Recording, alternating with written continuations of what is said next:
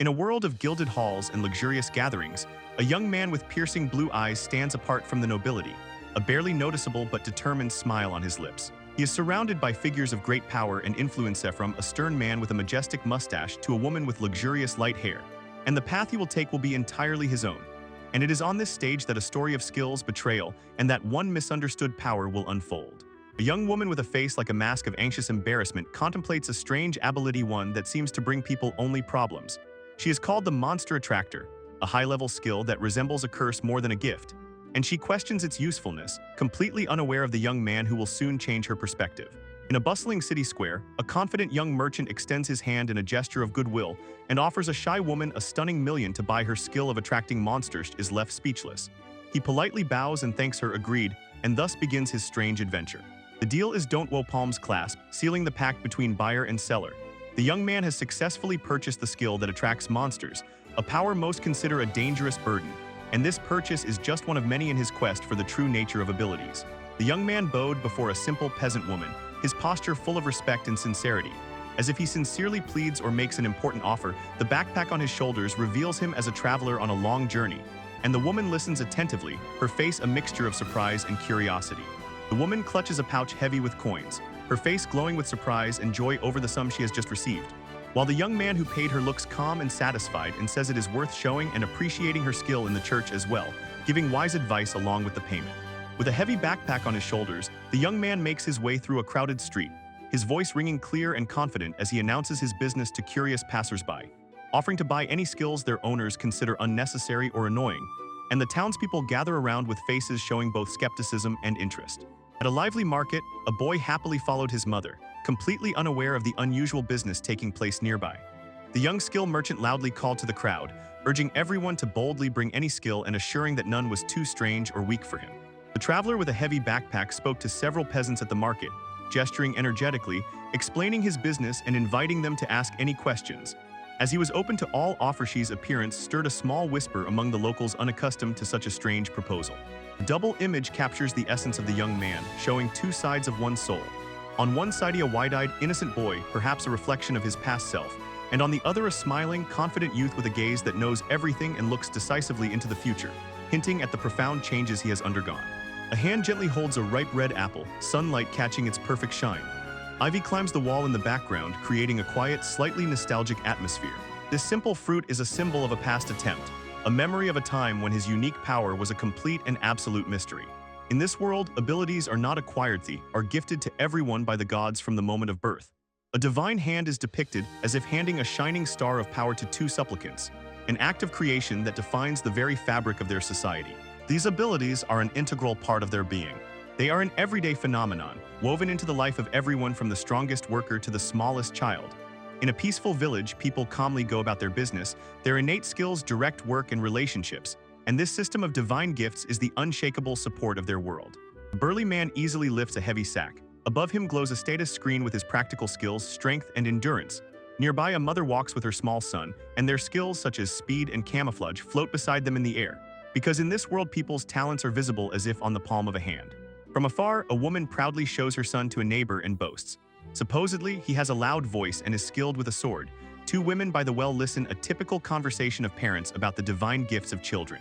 A boy with dark spiky hair and clenched jaws pulls a wooden bucket from the well with all his might. His status sharply stands out among others, only one lonely skill hangs nearby.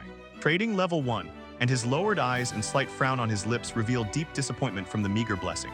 Gossips do not lower their voices when he passes by, openly laughing at him as a boy with a useless skill, loudly thanking the heavens that their children are not so cursed, and he grits his teeth in irritation, muttering to himself that he hears them. His humiliation is palpable.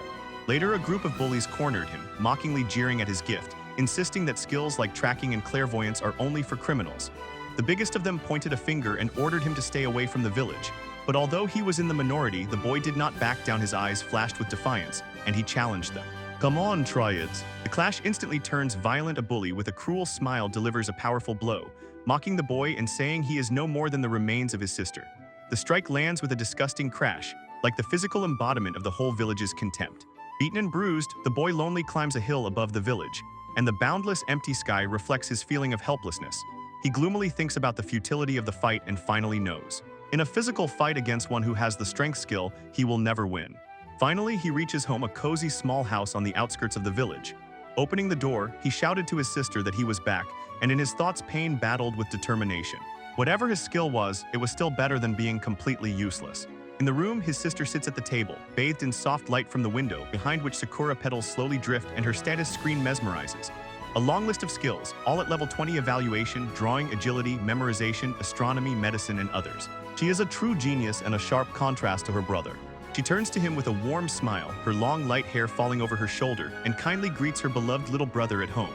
He notices drawing supplies on her table, his own pain momentarily forgot, and he asks if she has been drawing something. She proudly shows her latest work, a beautifully executed portrait of two, their faces shining with happiness, tenderness in her eyes, and she jokingly asks why he says nothing. He looks at the drawing, blushes slightly, and admits that, as always, it is very good. A happy moment faded when she noticed fresh cuts on his face. He turned away, his face gloomy, and confessed that hooligans again called him her remnants. The smile vanished from her lips, in its place grew icy rage, and she called them cruel for wounding her beloved brother. He hung his head in shame and sighed, lamenting that he had only one skill, which was useless, while she had as many as 10 brilliant talents. He repeated the words of a peasant that it was pointless for such a person to stay here, and this only deepened his feeling of worthlessness. The memory flows of the day when his fate was decided. He remembers how the city appraiser looked at the results, completely puzzled. That man had never even heard of a skill called trading, and this left the boy confused and uncertain about the future. An official document confirmed this: he had only one skill, trading. Even in childhood, he desperately tried to make it work, attempting to sell a simple apple, but the skill was silent, and the realization that his only gift was an unsolved mystery fell on him like a stone. He recalled returning to his parents with a face like a mask of despair, saying that his ability had failed again. The parents stood aside, their disappointment palpable. The mother sighed wearily, and they comforted him in no way. This deepened his despair even more. This memory is painful. The parents considered him a complete disappointment. They did not value his skill at all. They had hoped so much that he would become a genius like his sister, and they simply could not accept his failure. He remembers how his sister tried to intervene, her face shining with hope. She reminded the parents of the money they earned from her drawings, and suggested everyone buy a nice house in the capital and move together from the village. There was no place for him with the parents, and at their cold refusal, the sister immediately hugged him protectively and resolutely declared that she would stay in the village. She chose to be with her younger brother rather than live in luxury with them. The parents mercilessly told her to move to them, saying there was no point worrying about her worthless, talentless brother. Consumed by guilt and pain, the boy tried to push his sister away, insisting there was no point staying with someone like him. She held him even tighter, her voice soft but unwavering, looked at him with pure unconditional love, and asked a question that silenced all his doubts. What she thought could be more valuable than the chance to live with her beloved younger brother. Returning to the present, a year has passed since their parents left them. He clenches his fist, bruises on his face, a fresh reminder of his struggle. Despite everything and all this time, his trading skill has never activated even once. He again sees in memory how his sister gently encouraged him while tending his wounds. She advised acting slowly, trying different methods, but always avoiding those leading to a fight. She carefully applies a special ointment to his cheek, a potion she created herself with her refined pharmaceutical skill, her touch gentle, and she is focused only on healing the wounds he received while protecting her honor. He looks at her, deep envy and admiration in his eyes. Half jokingly, he tells her to just give him one of her skills, dreaming that he could share her incredible gifts. An old man from the village appeared by the door and called the sister by name, saying he was counting on her ability to appraise again. When she stood up to help, the brother asked with slight irritation if she was really going to do appraisals for the villagers again. He cannot hide his irritation. He complains that those people constantly take advantage of her, always asking for help with appraisals, and in return giving nothing, exploiting her kindness just because she can. Feeling his sadness, she silently pressed him to herself with strong, soothing hugs, laid her head on his shoulder, and silently seemed to say, "Don't make such a sad face." Her actions spoke louder than words. She steps back and looks him straight in the eyes with a gentle, calming expression. She swears that under any circumstances she will never leave him. She resolutely says that even if their parents and the whole village curse him for being considered useless, she will always value his skills. Her words are balm for his wounded soul. He thinks that his kind sister is the only one in the whole world truly ready to be by his side, and confused by this kindness, asks her not to stroke his head so often, although his heart is full. She smooths her dress and prepares to leave, warning him that she might be a little late tonight. A relative of the village head came to visit, and saying, "Take care," she goes out the door, leaving him alone in the house. He stands at the window and watches her walk away, waving cheerfully and hopping. A sincere smile blooms on his face, and he playfully tells her, "Come on, hurry up already." He will keep this brief moment of peace in his heart as a treasure. When his sister went to the evening event, he decided to tidy up the house. He looked over the living room, cluttered with piles of books and art supplies, clearly showing her many hobbies. He quietly chuckles, starts cleaning, and thinks that despite all her incredible talents, his sister is a real disaster at cleaning. His gaze stops at her cluttered desk, where proudly stands a portrait she painted of the two of them. He picks up the drawing, his face softens as he admires the skill and love put into it, and whispers to himself that it is truly a beautiful drawing, a small, perfect moment captured on paper. Time flows and the night envelops the village. A small house on the hill sinks into shadow, only the moon and a sea of stars give light, and a deep silence descends over the landscape. The boy stirred, his eyelids fluttered. He opened his eyes and found himself on the sofa, nearby neatly laid out cleaning supplies. And blushing, he realized that he had probably fallen asleep right during work. He sat up, noticing the darkness outside the window and the dull silence in the house. His sister was still not there. A pang of anxiety gripped his chest, so deciding to go get her, he grabbed a small flashlight to light his way. He steps onto the threshold into the cool night air, but freezes in place. His eyes widen in shock and disbelief when he sees what is happening in the valley below. The quiet night was shattered by a terrible orange flash. The village was ablaze, thick clouds of black smoke choked the starry sky. The crackling of fire echoed ominously in the distance. From the hill, he clearly sees the devastation. Every house engulfed in flames, the place he once called home turned into a burning hell. He stands frozen, the flashlight trembling in his hand, and it is hard for him to comprehend the horror before him. The village is burning, and his sister is somewhere in that fiery nightmare. Panic finally breaks through his shock. He shouts his sister's name, his voice full of terror, and rushes down the slope toward the burning village, the only thought in his head, to find her. When he enters the village, the road is strewn with the dead bodies of villagers. Around him, fires blaze, casting flickering, grotesque shadows on the faces of the fallen. He recoils in horror, stumbles and nearly falls over a corpse, covers his mouth with his hand trying to stifle a scream. As the terrible scale of the massacre becomes chillingly clear, this was not just a fire, but a true slaughter.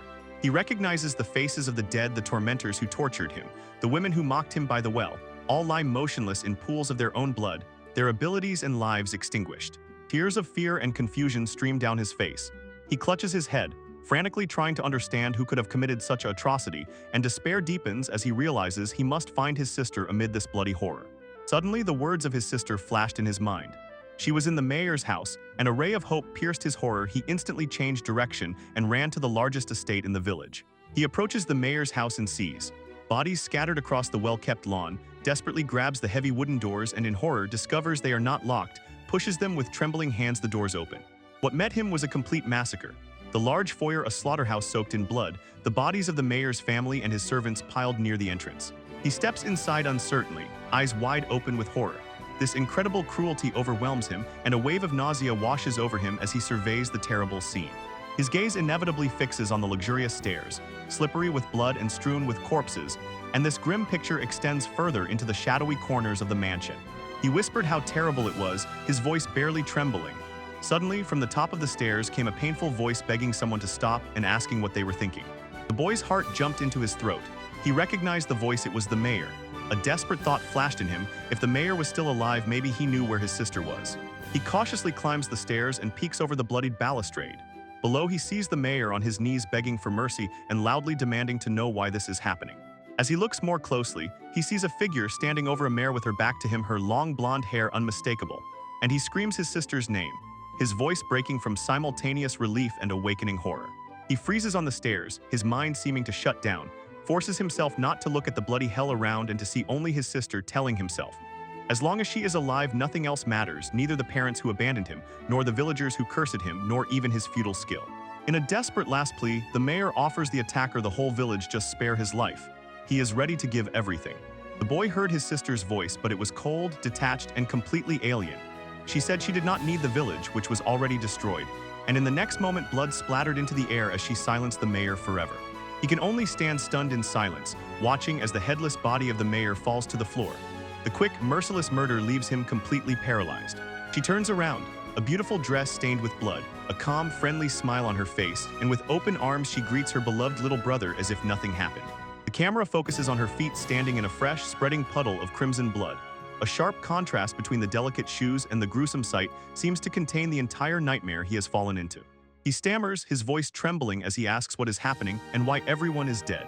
He cannot reconcile the kind, loving girl he knows with the killer standing before him. She casually explains that she made a miscalculation.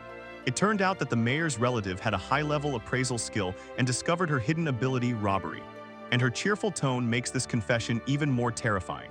She leaned in so close that her face was just a few centimeters from his, and continued explaining all this time she had been hiding her true nature, using disguise skills and acting talent, and the boy only whispered the word robbery, his head spinning.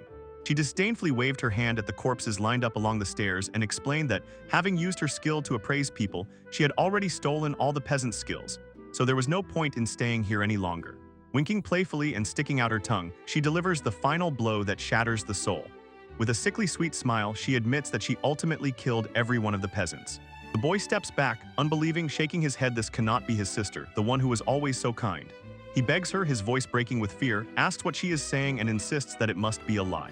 She lets out an icy laugh, her eyes shining with madness. She tells him not to worry. Thanks to her skill in psychology, she can see that he thinks she will kill him too.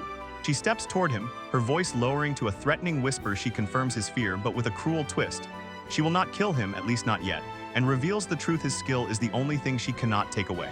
He asks her what she means, unable to understand why his useless skill would be untouchable. But before he can process her words, she suddenly delivers a powerful kick and throws him down the long, blood-soaked stairs. Falling in a heap below, he raises his gaze and sees her smiling and praising him for such a good question, lifting a book, and saying that his older sister will now teach him important things about the nature of skills. She begins the lesson, explaining that ordinary skills like a loud voice or the ability to notice occur at every step, and her own skill of stealing is what is called rare.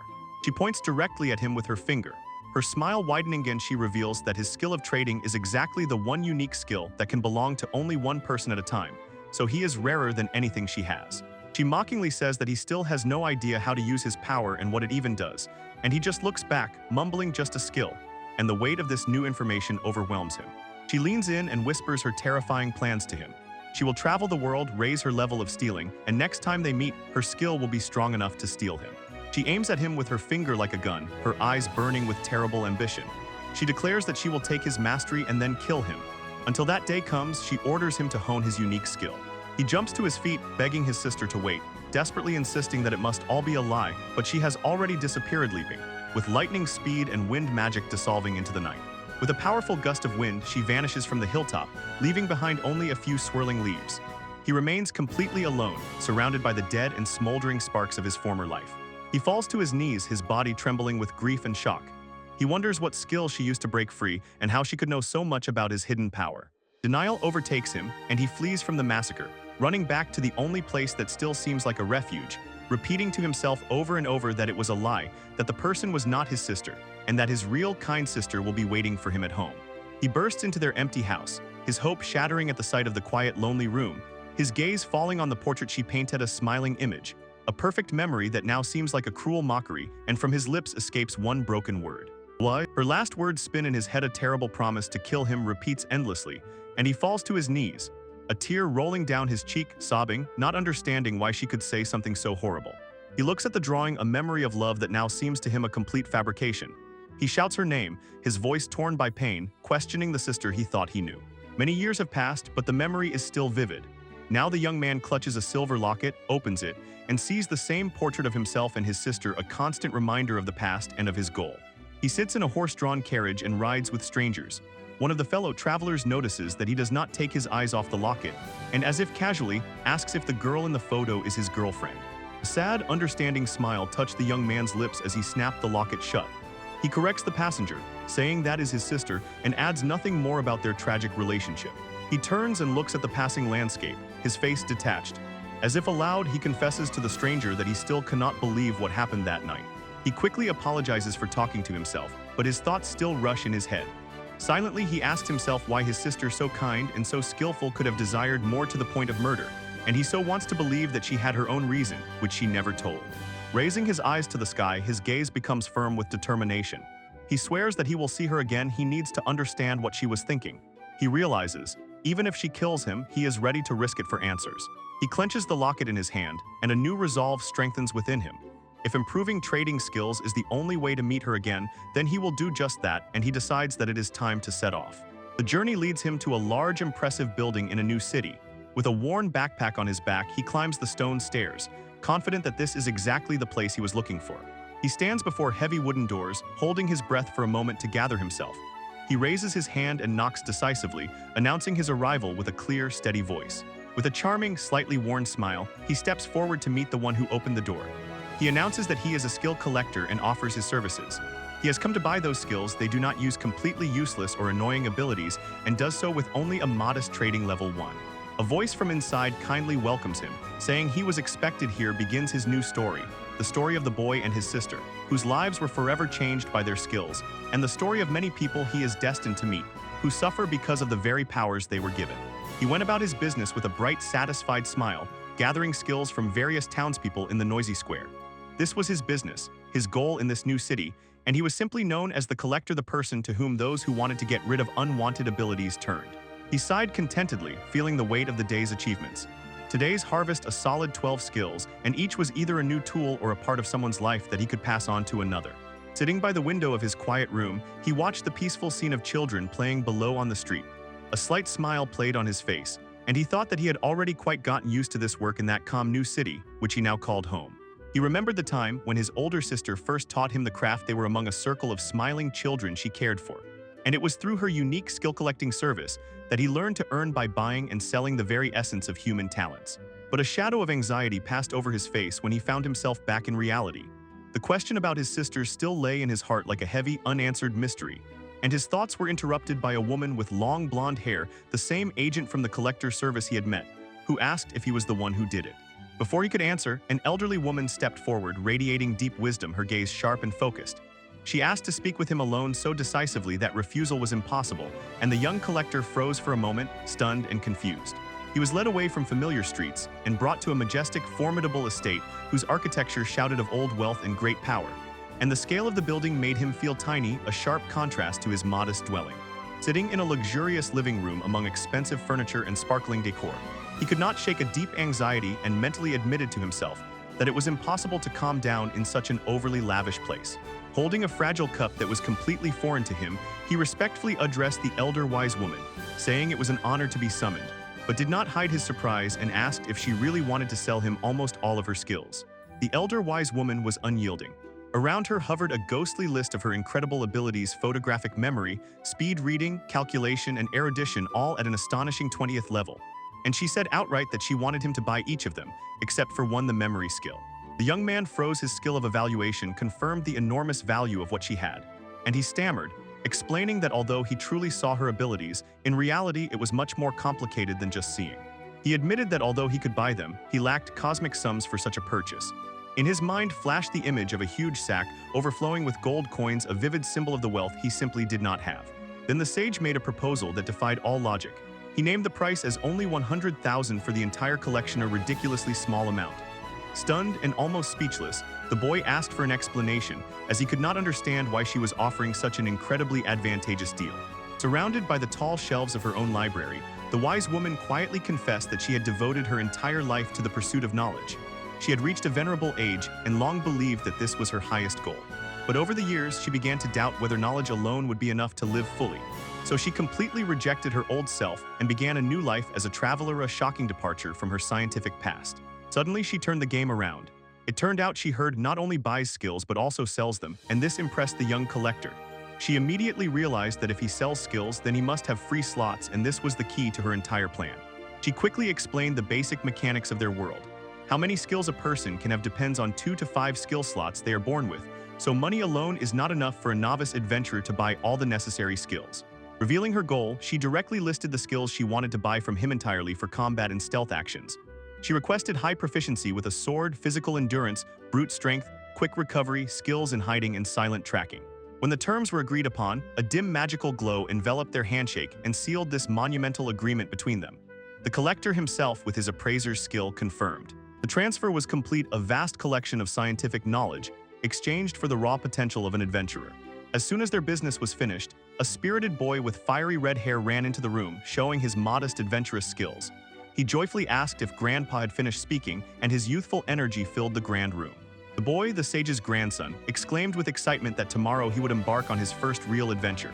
The collector looked at him, and in his mind the puzzle pieces finally fell into place. The grandson explained that the dream of becoming a traveler was ignited by the very stories his grandfather read to him every night.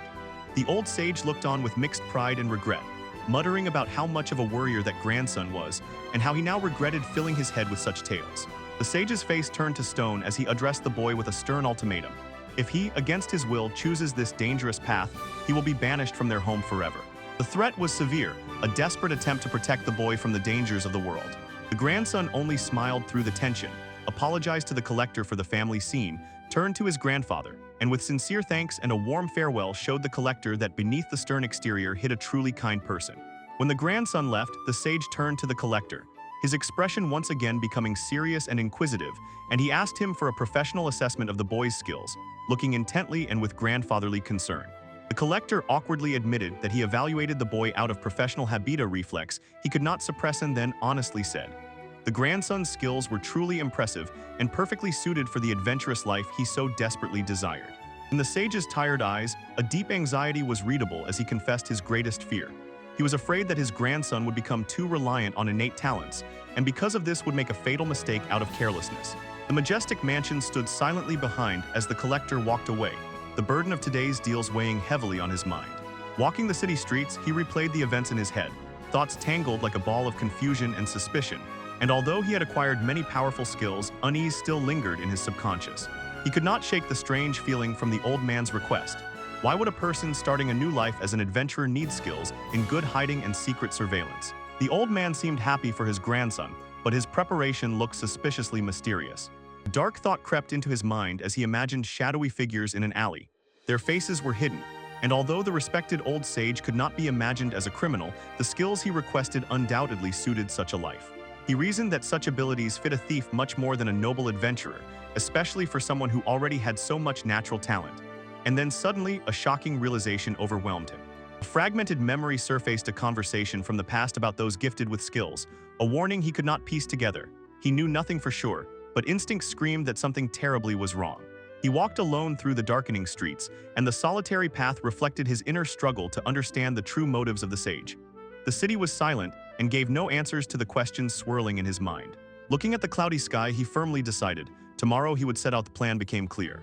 The next day, deep in the forest, dappled with sunspots, the sage's grandson was boiling with nervous excitement. This was the first expedition of his team, a dream finally realized. His eyes lit up when he noticed their goal ahead, a nest filled with monster eggs, the very thing they had come for. He eagerly pointed it out to his comrades. The first real adventure was very close. Out of nowhere, a fierce bird-like creature burst from the leaves. Its cry echoed through the trees, and it lunged at the boy. One of the comrades shouted a desperate warning. Another jumped forward and managed to intercept the deadly attack at the last moment. After a quick and decisive battle, they all sighed with relief. The danger had passed. The grandson gratefully thanked his comrade for the rescue, and with a broad smile on his face, they celebrated their first successful mission. But as the adrenaline began to fade, the grandson stopped. A strange chill ran down the back of his neck, as if someone was watching them from the shadows, but he quickly brushed it off and attributed it to imagination. Hiding in the dense leaves of a nearby bush, the young skill gatherer quietly sighed with relief. His chest tightened with tension. He had been there the whole time, like a quiet, invisible guardian. He pushed aside a branch and stepped out of his hiding place, his boots quietly crunching on the leaves underfoot. His eyes instantly found another hidden figure in the forest, the elder sage, who was also watching. The collector calmly asked the old man how his grandson had performed, and with his status made it clear that he now had level 7 concealment and tracking. The sage froze in shock, his face pale from the surprise. A drop of sweat trickled down his wrinkled temple. He had been so sure his presence would be completely unnoticed. A slight, knowing smile appeared on the collector's lips as he explained his appearance and said it would pain him if the skills he sold became tools of evil. The confused sage only asked, "Why are you here? Why did you follow us?" The collector revealed his secret. He had used only 7 levels of the purchase skills, keeping another 23 in reserve, and explained that he could partially transfer skill levels, something the sage had never considered possible. And this explained why he so easily sensed the old man's presence. The source of this incredible power turned out to be a unique skill management, which shone brightly on his status panel. This skill was the heart of his entire operation, a powerful tool that set him apart from all the others. He enthusiastically explained how useful it was. It allowed adjusting skill levels during a deal, preserving abilities outside his limited slots, and having far more skills than a person could handle. The sage, finally grasping the depth of the collector's power, asked if he intended to continue watching over his grandson, to which the collector replied yes, as long as his body could endure. The old man considered such devotion overly protective, but the collector's gaze was unwavering. He declared he would watch the boy every day, then turned the question back to the sage: why would he himself go to such extremes? A deep sorrow covered the elder's face, and his eyes reflected a lifetime of regret. He admitted that this was his penance, his way to atone for past mistakes before his family. His story began decades ago, when he was so absorbed in his own mastery and thirst for knowledge that he had no room left for those he loved. In his youth, he was a wunderkind, his mind a fortress of the highest intellect, but it was never enough. He relentlessly chased even greater knowledge, believing he deserved to have it all. His obsession knew no bounds. At night he left home, searching for new books and even more knowledge to devour. He returned home to a family that already felt almost foreign. Their greetings and tenderness could not break through the fortress of his academic ambitions. For many years, his family was merely a formality, a backdrop for his true passion, and he was so detached that he barely noticed the news of his own daughter's upcoming wedding. With deep shame, he admitted that he was indifferent to his wife and to his daughter's new family. His only obsession was to read every book in all neighboring countries. His life blurred in a stream of turned pages, one library after another, and the gift of skills turned into a curse of loneliness he imposed on himself. Only when he had read almost everything possible did he finally stop. He was gripped by an empty anxiety. He looked at the huge pile of knowledge he had gathered and asked himself why all this was for. On the table lay unread letters from relatives, left ignored. The devastating realization struck him like a physical blow. Knowledge is not for oneself, it must be shared and given to someone dear. He was overwhelmed by frantic anxiety, and he rushed home, consumed by a desperate desire to return. But when he arrived, instead of a joyful reunion, he was met by a sick daughter. She looked at him with tired, resentful eyes, and her voice barely reached him when she asked why he had returned only now after so many years. At first, she told him about the tragedy that befell them in his absence. An epidemic took her mother and husband, leaving only her and the infant, and then bitterly added that he probably did not care. Under the weight of his own negligence, the wise man fell to his knees and begged for forgiveness, knowing he did not deserve it. His daughter simply stood and watched, her face revealing nothing. Tears of unbearable guilt rolled down his face as he finally realized the full scale of his failure. His daughter dealt him the final blow. She whispered that she too had very little time left. In her last moments, she gave him one last chance for atonement. She said that if he truly wanted to redeem himself, he must dedicate his life to her son, his grandson, and he could only cry, considering himself a foolish father. The painful memory ended with him clutching the little hand of his grandson and swearing to protect him. He told the collector that his daughter died shortly after, and within him remained a regret that would never fade. Since then, he gave every part of himself to raise the boy, filling his life with the love and attention he had deprived his daughter of. He told the collector that he would gladly sell all the skills he had ever acquired, because now he needed only one: the ability to preserve memories of family, and only that mattered. Clenching his heart, he exclaimed that the memory of skills is all he needs to keep the faces and precious moments with those he loves. In the collector's mind flashed images of his sister and the children she cared for, and suddenly he understood too well. There are memories and people you can never forget. The idea flashed in his head. He told the elder that he had reserved a special spare skill, and asked if he had a free slot, hinting that it could be the key to his trouble. The wise man listened with interest as the collector described a unique and expensive skill that would allow him to watch over his grandson until the end of his own life. The collector gave a stern warning. This skill was of such a high level, so powerful, that the wise man would have to part with all his wealth for it. But the collector already knew the old man's answer before he even spoke it, with a slight smile on his face that knew everything. The wise man met his gaze with unwavering determination. He had already made his choice. And at that moment, they made a second, even deeper agreement under the forest canopy. A quiet understanding passed between the two men. In the city, a group of adventurous grandchildren chatted lively about the one who wanted to join their team, while nearby the skill collector calmly read a newspaper, feigning indifference. The grandson suddenly pointed to the street and cheerfully shouted, announcing the arrival of a stranger. A young man with familiar silvery hair approached the group, politely apologized for being late, introduced himself as Lu, and assured that he would cause no trouble. The grandson greeted him warmly and jokingly remarked that, although he was young, he sounded amazingly like his old grandfather. The collector looked up from the paper, read with a sly smile about the rare elven skill Mask of Youth, and mentally appreciated how well the elder had fit into the team. The paper stated that at level 50, the skill could make the user look 50 years younger, but it was only an illusion. The old wise man did not physically rejuvenate. He only appeared younger, all to stay close to his grandson. The collector watched as the wise man, now in the young form of Lu, laughed beside his grandson, and genuine warmth prevailed between them. He felt satisfaction because he knew the old man had found exactly the skill he needed. A sincere smile blossomed on the collector's face. He truly rejoiced for them, seeing how the broken family found a new, albeit unusual, way to be together. Later, walking through the crowded city streets, he recalled mentally He needed to replenish the skill mask of youth. Suddenly, a small commotion pulled him from his thoughts. A slender girl stumbled and loudly fell onto the cobblestones. Scattering her basket of flowers all over the road, he rushed to her and without hesitation asked if she was all right. He lowered his gaze to her face and saw large sad eyes and a trace of dirt on her cheek. She weakly coughed into her palm, quietly apologized, and thanked him for his care while he helped her to stand. Her gaze fell on the scattered and crumpled flowers, her shoulders dropped in despair, and she said regretfully that she would have to sell them. The collector gently replied not to worry. She looked up at him, confused by his composure, insisted that the flowers were ruined, and he simply knelt on one knee and assured her that they could still be sold. With a kind smile that seemed to momentarily chase the sadness from her eyes, he unexpectedly offered, saying that he would like to buy each of her flowers. The girl's eyes widened in disbelief. A light blush flared on her cheeks. She held in her hands a bouquet of all her flowers, saved from destruction by the generosity of this kind stranger. The girl selling flowers on the cobbled street could not believe her ears. A boy with a kind face, looking like a traveler with a backpack, offered to buy all her flowers. He smiled warmly and reassuringly, confirmed his intentions, and the girl's face instantly lit up with shock and uncontrollable joy. She, stammering, whispered a sincere thank you and immediately began hurriedly packing bouquets for her unexpected benefactor. Clutching the flowers to her chest, she felt how a silent, invisible status revealed the bitter truth of her miserable existence. She suffered from 3 exhausting negative skills: failure, illness, and frail constitution, a curse that explained her fragile appearance and despair in her eyes. The traveler, known only as the Collector, quietly watched her. His unique ability allowed him to see hidden traits, and although he had seen many skills in his trade, he mentally decided that very rarely did someone have such a purely unfortunate combination. Suddenly, his own business rule flashed through his mind. Even the most useless, dark skills can come in handy in the right hands. He made it his business to acquire such things for his collection service, and the girl's misfortune turned out to be a perfect, albeit grim, opportunity. Tears filled the girl's eyes as she explained what this one act of kindness meant. Her younger brother and sister would finally have something to eat today. And the Collector looked closely at her, noticed the dark circles under her eyes, and gently asked if she had managed to sleep at all.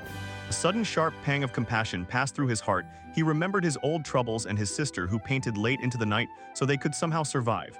Seeing those pitiful pennies, he knew he could not accept the huge profit he had just gained from their previous deal. He approached and handed over a thick stack of bills, explaining to the embarrassed girl that he had recently been very lucky. He had become wealthy and felt the need to share his happiness with her. And her eyes widened at the sight of a larger sum than she probably had ever held in her hands. He pressed the bills into her palm, and the soft light enveloped them for a moment, as if saying that this was not a simple purchase, but something much more important. The deal was sealed, and the young flower seller remained completely speechless and embarrassed by such a sudden turn of events.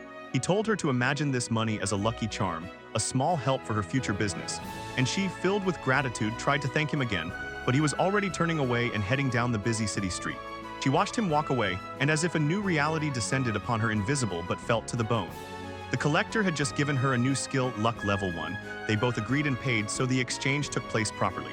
He looked down at his own hand, feeling the weight of new acquisitions that had now settled within him.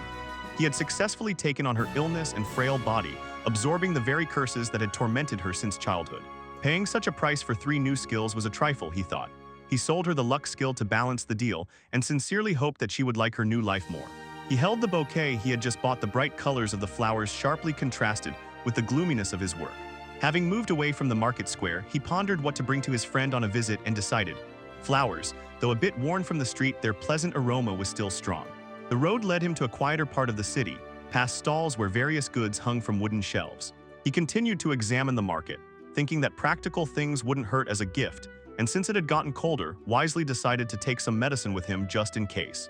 His hands quickly became burdened with bags, and he quietly laughed, probably got a bit carried away with shopping.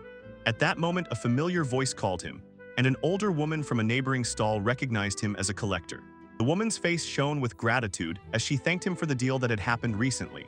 She reminded him that he had bought from her the skill to attract monsters, a burden she was clearly glad to get rid of. She enthusiastically told how after their deal life had turned upside down. Constant monster attacks finally ceased, and this new silence allowed her to go out of town to buy groceries, an important step toward fulfilling her long-standing dream of opening a snack bar. Proudly and joyfully, she pointed to a beautiful 2-story house nearby on the street, and declared that on the first floor of that very house her new hotel and snack bar would open very soon. Emotions almost overwhelmed her. She thanked the collector again and again and attributed all her success to him. He just watched, pleased that he could help, while she recalled that her next task was to find staff for the new establishment. Suddenly, she shoved a flyer about recruitment into his hands, coquettishly hinting that he would look surprisingly attractive in a waitress apron. He politely declined, explaining that his hands were already full with the demands of his unusual job as a collector. The tavern owner sighed and said it was a pity but asked if he met someone looking for work to pass on this flyer. The collector took it but was confused and did not know what to do with it. Continuing on, he again noticed a young flower seller on the other side of the square, and a thought formed in his mind. At first, he dismissed it, thinking that his reserved friend was not suited for working with people. He noticed she was not alone. Two younger ones were with her, their faces shining with happiness, and they firmly held their share of the flowers. He watched as the girl calmly explained to them that she had received this assignment, a small quiet moment of growing up. His gaze softened as he watched her gently stroke her younger brother's head. This simple, tender gesture reminded him of her desperate words that this money would feed them, and he saw with his own eyes that this burden truly lay on her shoulders. Another buyer approached the girl for a bouquet, and she responded professionally and with a smile. Noticing the collector standing nearby, she gave him a bright smile and turned back to her brothers and sisters, reminding them to be careful with the flowers. The collector, surprised that she remembered him so clearly, asked her directly, and she replied with a radiant smile that of course she remembered, and added that she was very glad he liked her flowers. He watched mesmerized as she skillfully conducted the sale, twirling a flyer in his hand, and noticing her diligence and natural skill with customers. She would be perfect for working in a diner. Finally, he dared to act. He stepped forward and called her to get her attention. For a moment he hesitated, hoping the choice was right. He handed her a leaflet and explained that it was an announcement about a part-time job that had just appeared. The girl took the paper, her eyes widened with surprise as she read the printed words on it. Her surprise instantly turned into pure wild excitement. She exclaimed that she would gladly take the job and confessed that she had just been desperately looking for work. With eyes full of wonder, she explained that her terrible asthma had miraculously recently receded. She attributed this to the misfortune he had sold her, slightly mistaken in her memories of their deal, but the result was undeniable. Her status now had an active luck skill. She added that she did not understand exactly how, but she would no longer be so clumsy. Falling and bumping into things would happen much less often than before. The collector listened, realizing the truly life-changing power his trade and skills had for people. Seeing that the work here was done, he said it was time for him to head toward the sunset. He still had a friend to visit. Frightened by his sudden departure, the girl quickly asked his name because she wanted to truly know the one who had bought her flowers and found her a job in one day. He smiled slightly mysteriously and introduced himself not by his name but by his title. In fact, he was a simple traveling merchant known to the world as the Collector. She watched as his figure disappeared down the street, tightly clutching that precious job announcement leaflet and her basket of flowers. The young girl was left wondering if their paths would ever cross again with that mysterious collector. The scene suddenly changes. We leave behind the warm city coziness, and instead we are enveloped by the fierce, piercing cold of a distant mountain ridge. The peaks are covered with a thick blanket of flawlessly white snow, a sign that the journey was long. From a closer look, a forest of bare trees opens up, their branches bending under the heavy ice and snow beneath a pale winter sky. The air here is thin and icy, a place of deep solitude. The collector finally reached his goal, a small lonely cabin hidden deep in the merciless wilderness. He notices how difficult the path was even with his special skill goods, and shouts a familiar greeting to the cabin's inhabitant. From the side of the house, a figure is seen in motion. She lowers a heavy axe with unheard of strength. The log beneath her instantly splits and all her unrestrained power is evident. The camera focuses on the bare feet of a person touching the icy snow, calloused and strong. This small detail says a lot about their incredible endurance and how they have learned to survive in this harsh nature. The figure turns. A man appears with long, wild black hair and a rough, muscular build. He responds by greeting the collector, and upon seeing the bouquet, immediately jokes with his friend, asking if it is a gift for a woman. The man jokingly grabs the collector's hand and tells him not to get into criminal adventures because of some woman. And the collector, without blinking, calmly clarifies that the gift is actually for a girl. The playful expression of the man fades and is replaced by a serious, quiet hope. He asks the collector for the usual favor, saying he feels that this time it might finally work.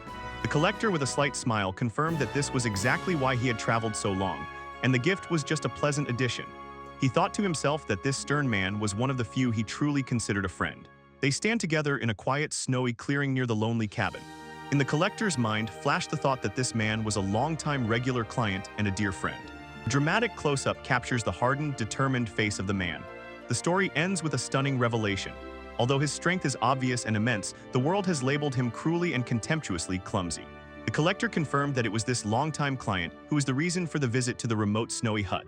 The man, worn out by time and elements, sat on a simple stump with an expectant look and asked the collector for the usual favor, a request that had long turned between them into a grim ritual. With a heavy heart, the collector agreed, because he saw in his friend's eyes that desperate hope that never faded. The man, covered with old scars and in simple skins, ordered him to go and use his skill. And a weary submission settled in the collector as he prepared to do the inevitable that tore his heart apart. The old man closed his eyes, his whole body tensed in anticipation, and he ordered the collector to activate his ability to evaluate. He sat motionless, waiting for the verdict he had chased for decades and desperately hoped to change. Someday the air froze, the silence broken only by the quiet crunch of snow underfoot. But the collector's expression revealed everything. Even before the first word, his face became a mask of quiet sorrow. The man's shoulders dropped. He immediately understood and apologized for what had brought his friend to this, then smiled sadly and noticed that the collector's face said it all, and the answer was the same as always. To lighten the heavy atmosphere, the man waved his hand toward the hut and said that he had recently taken up art. He carved small figures and gave one to the collector, a small, roughly carved wooden bear, a simple symbol of their long and unusual friendship. When the collector took the small figure, the man remembered the truth he had discovered long ago, the source of his lifelong struggle. He was one of those born with defects, 1 in 1,000, because of which he could never awaken any skill.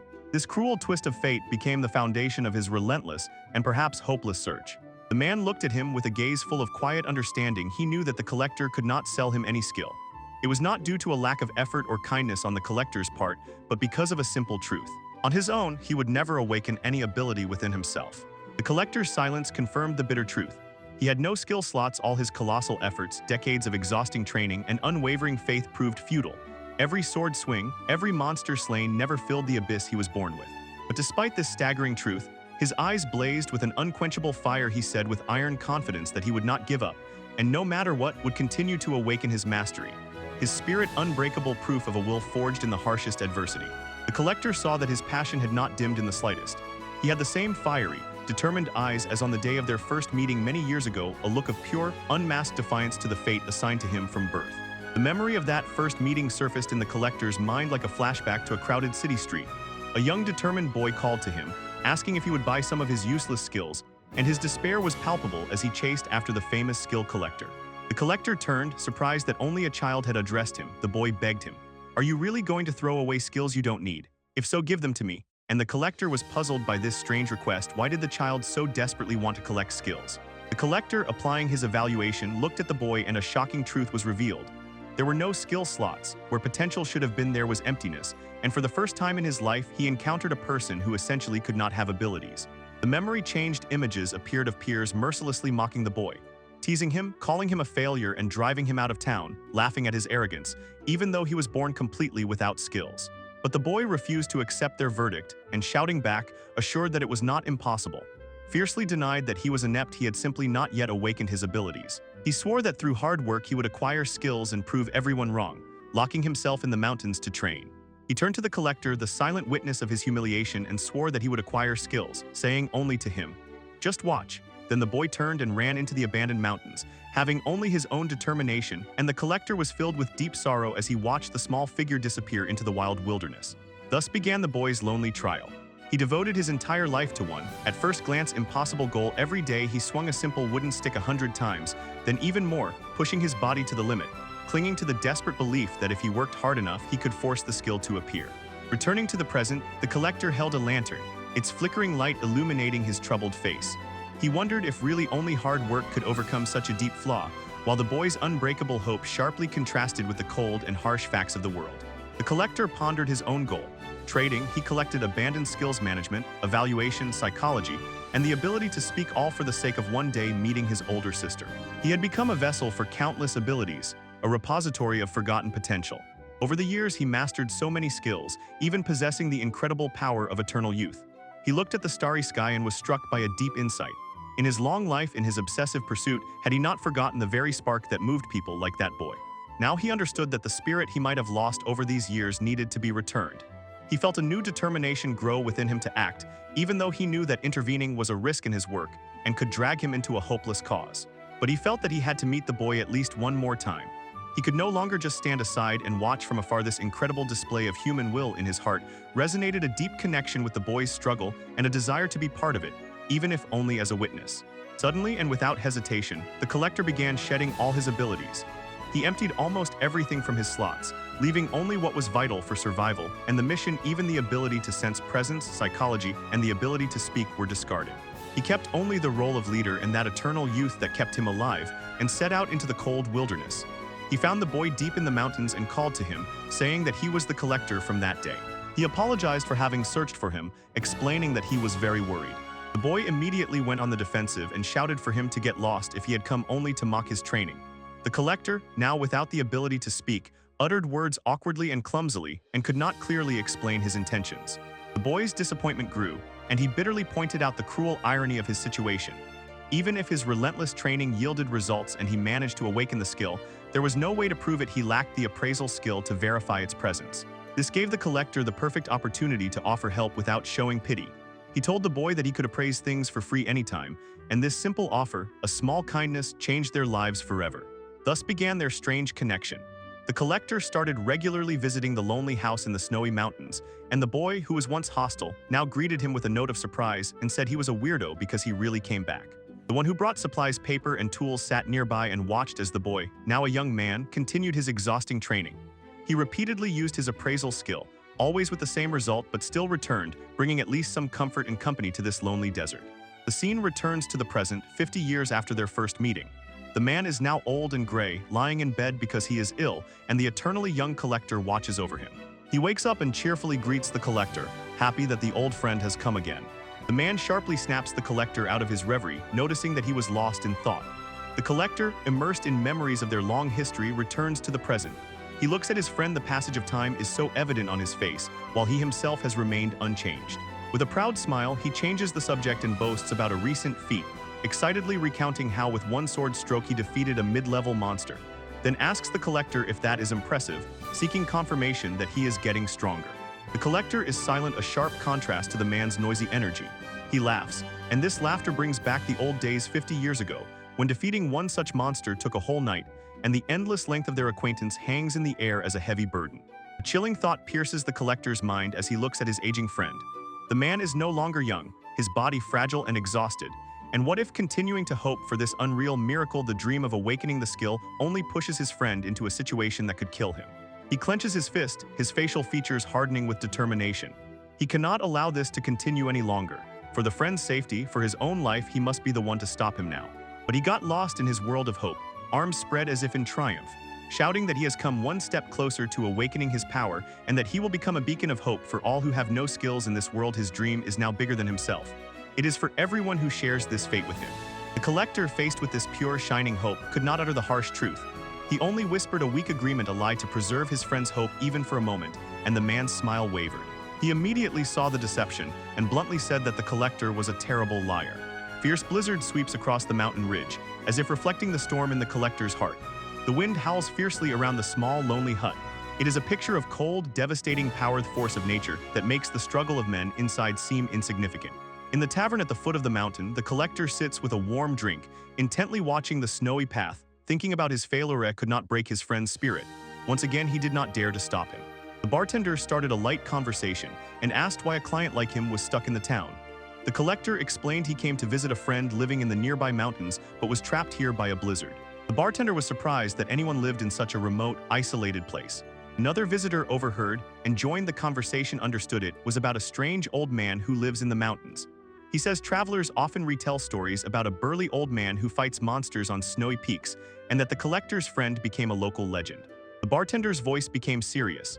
He advised the gatherer not to go to the mountains for now and warned that an extremely fierce monster had recently appeared so dangerous that an alarm was declared across the country, and the tavern's friendly atmosphere was replaced by a sense of impending doom. One of the lodgers says that although they were warned, some adventurers still climbed the mountain in search of glory or wealth. But his words are lost as the tavern doors burst open with a crash and a group of frightened travelers stumble inside. They speak of the fierce monster, a huge white bipedal creature like a yeti. The collector wonders if his friend can defeat such an enemy. He has become strong, but it sounds like a threat of a completely different level. The bartender corrects them, his voice trembling with fear. He says that according to rumors, the monster is 3 times bigger than the yeti and can exhale a blast of pure icy air. And while he speaks, the collector slaps a handful of coins on the counter, his face gloomy with anxiety. Suddenly, a group of adventurers burst through the door, fleeing from the very monster they had just been talking about.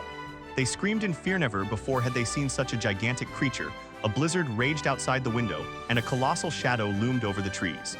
The old man stands firm in the middle of the blizzard. His sword drawn stands between the monster and the fleeing adventurers and shouts to them, "Go."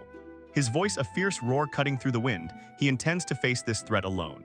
The beast appears in all its horror, a frosty giant, its face a mask of primal fury. It pours a devastating stream of ice and snow from its mouth. An icy blizzard flies straight at a small group of people. The adventurers huddle together, paralyzed with fear. With unyielding courage, the old man braces with his feet and raises his sword, ready to withstand the icy storm. He shouts for the others to retreat and vows to deal with the monster himself.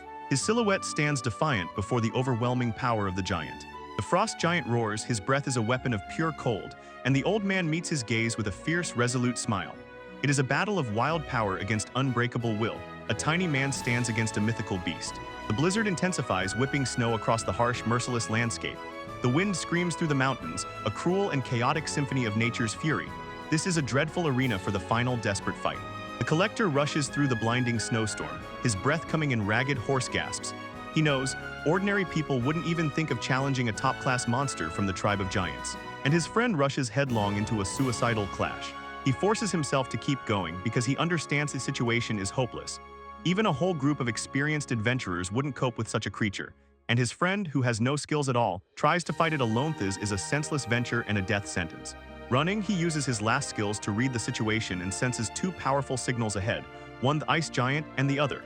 Even before he manages to comprehend it, he sees a man rushing at the beast, old man, who in a desperate life-and-death struggle tries to awaken his abilities. The ice giant swings his massive hand with incredible force and pushes the old man away like an insect. The blow is merciless, body flies through the air and crashes onto the snow-covered ground. The saved adventurers could only stand at the forest edge in horror and helplessly watched. Enormity of the giant was stunning. His leg was like the trunk of an ancient tree, and the old man's attack proved completely futile.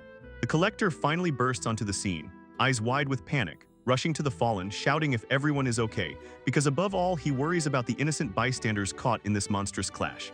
But the old man struggles to get to his feet, his body battered but his spirit unbroken. He shouts to the collector not to interfere. This monster is his, and only he must defeat it. He is consumed by the mad conviction that victory here will grant him the ability he has sought all his life. With the last strength of his old body, he unleashes a primal, deafening roar sound so powerful that the gigantic ice giant shudders for a moment, stunned by this wild sonic blow. This is the chance he needs. As the giant leans back, his jaws open in shock. The man lunges forward with a final desperate surge of adrenaline. He leaps into the air, sword raised high, ready to deliver the decisive blow. He drives the blade with all his might straight into the gaping jaws of the ice giant. Steel pierces flesh and bone. The final strike, do or die, aimed directly at the creature's brain. It is an act of incredible courage and utter recklessness. The sword hit the target and pierced deep into the monster's head. The force of the blow was incredible. The blade passed through the giant's skull with terrible finality. The blade tore out from the back of the ice giant's head in a horrific explosion of black blood. The monster was killed, its life extinguished by one perfectly precise strike. From the harsh blow and the giant's last convulsions, a recoil wave rolled back along the sword. Throwing the old man off, his body was torn by sharp, unbearable pain from the fierce recoil. His body crashed into the snow, the impact scattering splashes of dark blood across the flawlessly white plain, and the battle was over, but the price was enormous. The travelers froze in incomprehension. The ice giant lay motionless with a fatal wound from the old man's sword, and they could not grasp what they had just seen. A man without any skills defeated a monster that even their entire group could not overcome. The collector rushes to his friend and sees him hunched by a bare tree, life quickly fading. He gasps convulsively for air. The collector leans over the dying man, and the snow around is stained with blood spots. The man raises his eyes to the collector. His voice barely a whisper, he asks for one last favor and begs to use appraisal to check his skills and find out if his desperate act was enough. The collector, with a catch in his voice, asks him not to speak. The wounds are too severe, but the man insists. He barely squeezes the collector's hand, the grip surprisingly strong, and asks again what the result is. The collector's eyes fill with tears as he looks at his dying friend, the man who chased an impossible dream for 50 years. Holding back sobs, the collector gives his friend the last gift, a beautiful lie, greets him with a voice trembling with emotion, says that he has finally awakened to skill, and adds that his new skill is still raw. A quiet, hoarse laugh escapes from the old man's lips, the sound of pure, sincere joy. He closes his eyes for the last time, dying with a smile on his face, believing that he has finally won. The collector can no longer hold back his grief. Tears roll down his face. He squeezes his friend's hand, his body trembling with quiet sobs. He mourns the loss of a truly remarkable man. He whispers to the motionless body, his voice choked with sadness, and calls his friend a terrible liar just as he was called. This is the last broken, painful admission of the lies they told each other to keep the beautiful dream alive. The gatherer carries the man's body through the snow, away from the battlefield, while the adventurers stand stunned and silent. From a nearby cave, a flock of birds rises into the air, frightened by the smell of death still lingering in the air. He carries his friend on his back. The blood of that man stains his clothes, and in his eyes is deep sorrow and exhaustion as he walks the final path back to the place his friend called home. He returns to the small log cabin on the loam soil, a silent monument to the life of tireless labor and unwavering hope. Snow gently falls, covering the world with a white blanket. While he was preparing the grave, he noticed a rough wooden stake leaning against the hut wall and nearby a shovel, as if the man was preparing for his own end. He looked closely at the post and saw words carved into the wood, the name the man had chosen for himself. Inept man, and the collector froze, realizing that his friend had carved himself a tombstone, naming himself what he could never overcome. But the collector shakes his head, unwilling to believe these last words about himself, holding a knife, his knuckles white, and says that his friend was not at all incapable, had seen how he lived all his life with courage and persistence greater than anyone he knew. Memories flashed in his mind. He appeared sometimes as a daring boy, sometimes as a tireless warrior, sometimes as an old man with hope, and his Aish was not defined by a lack of skills. He was much more.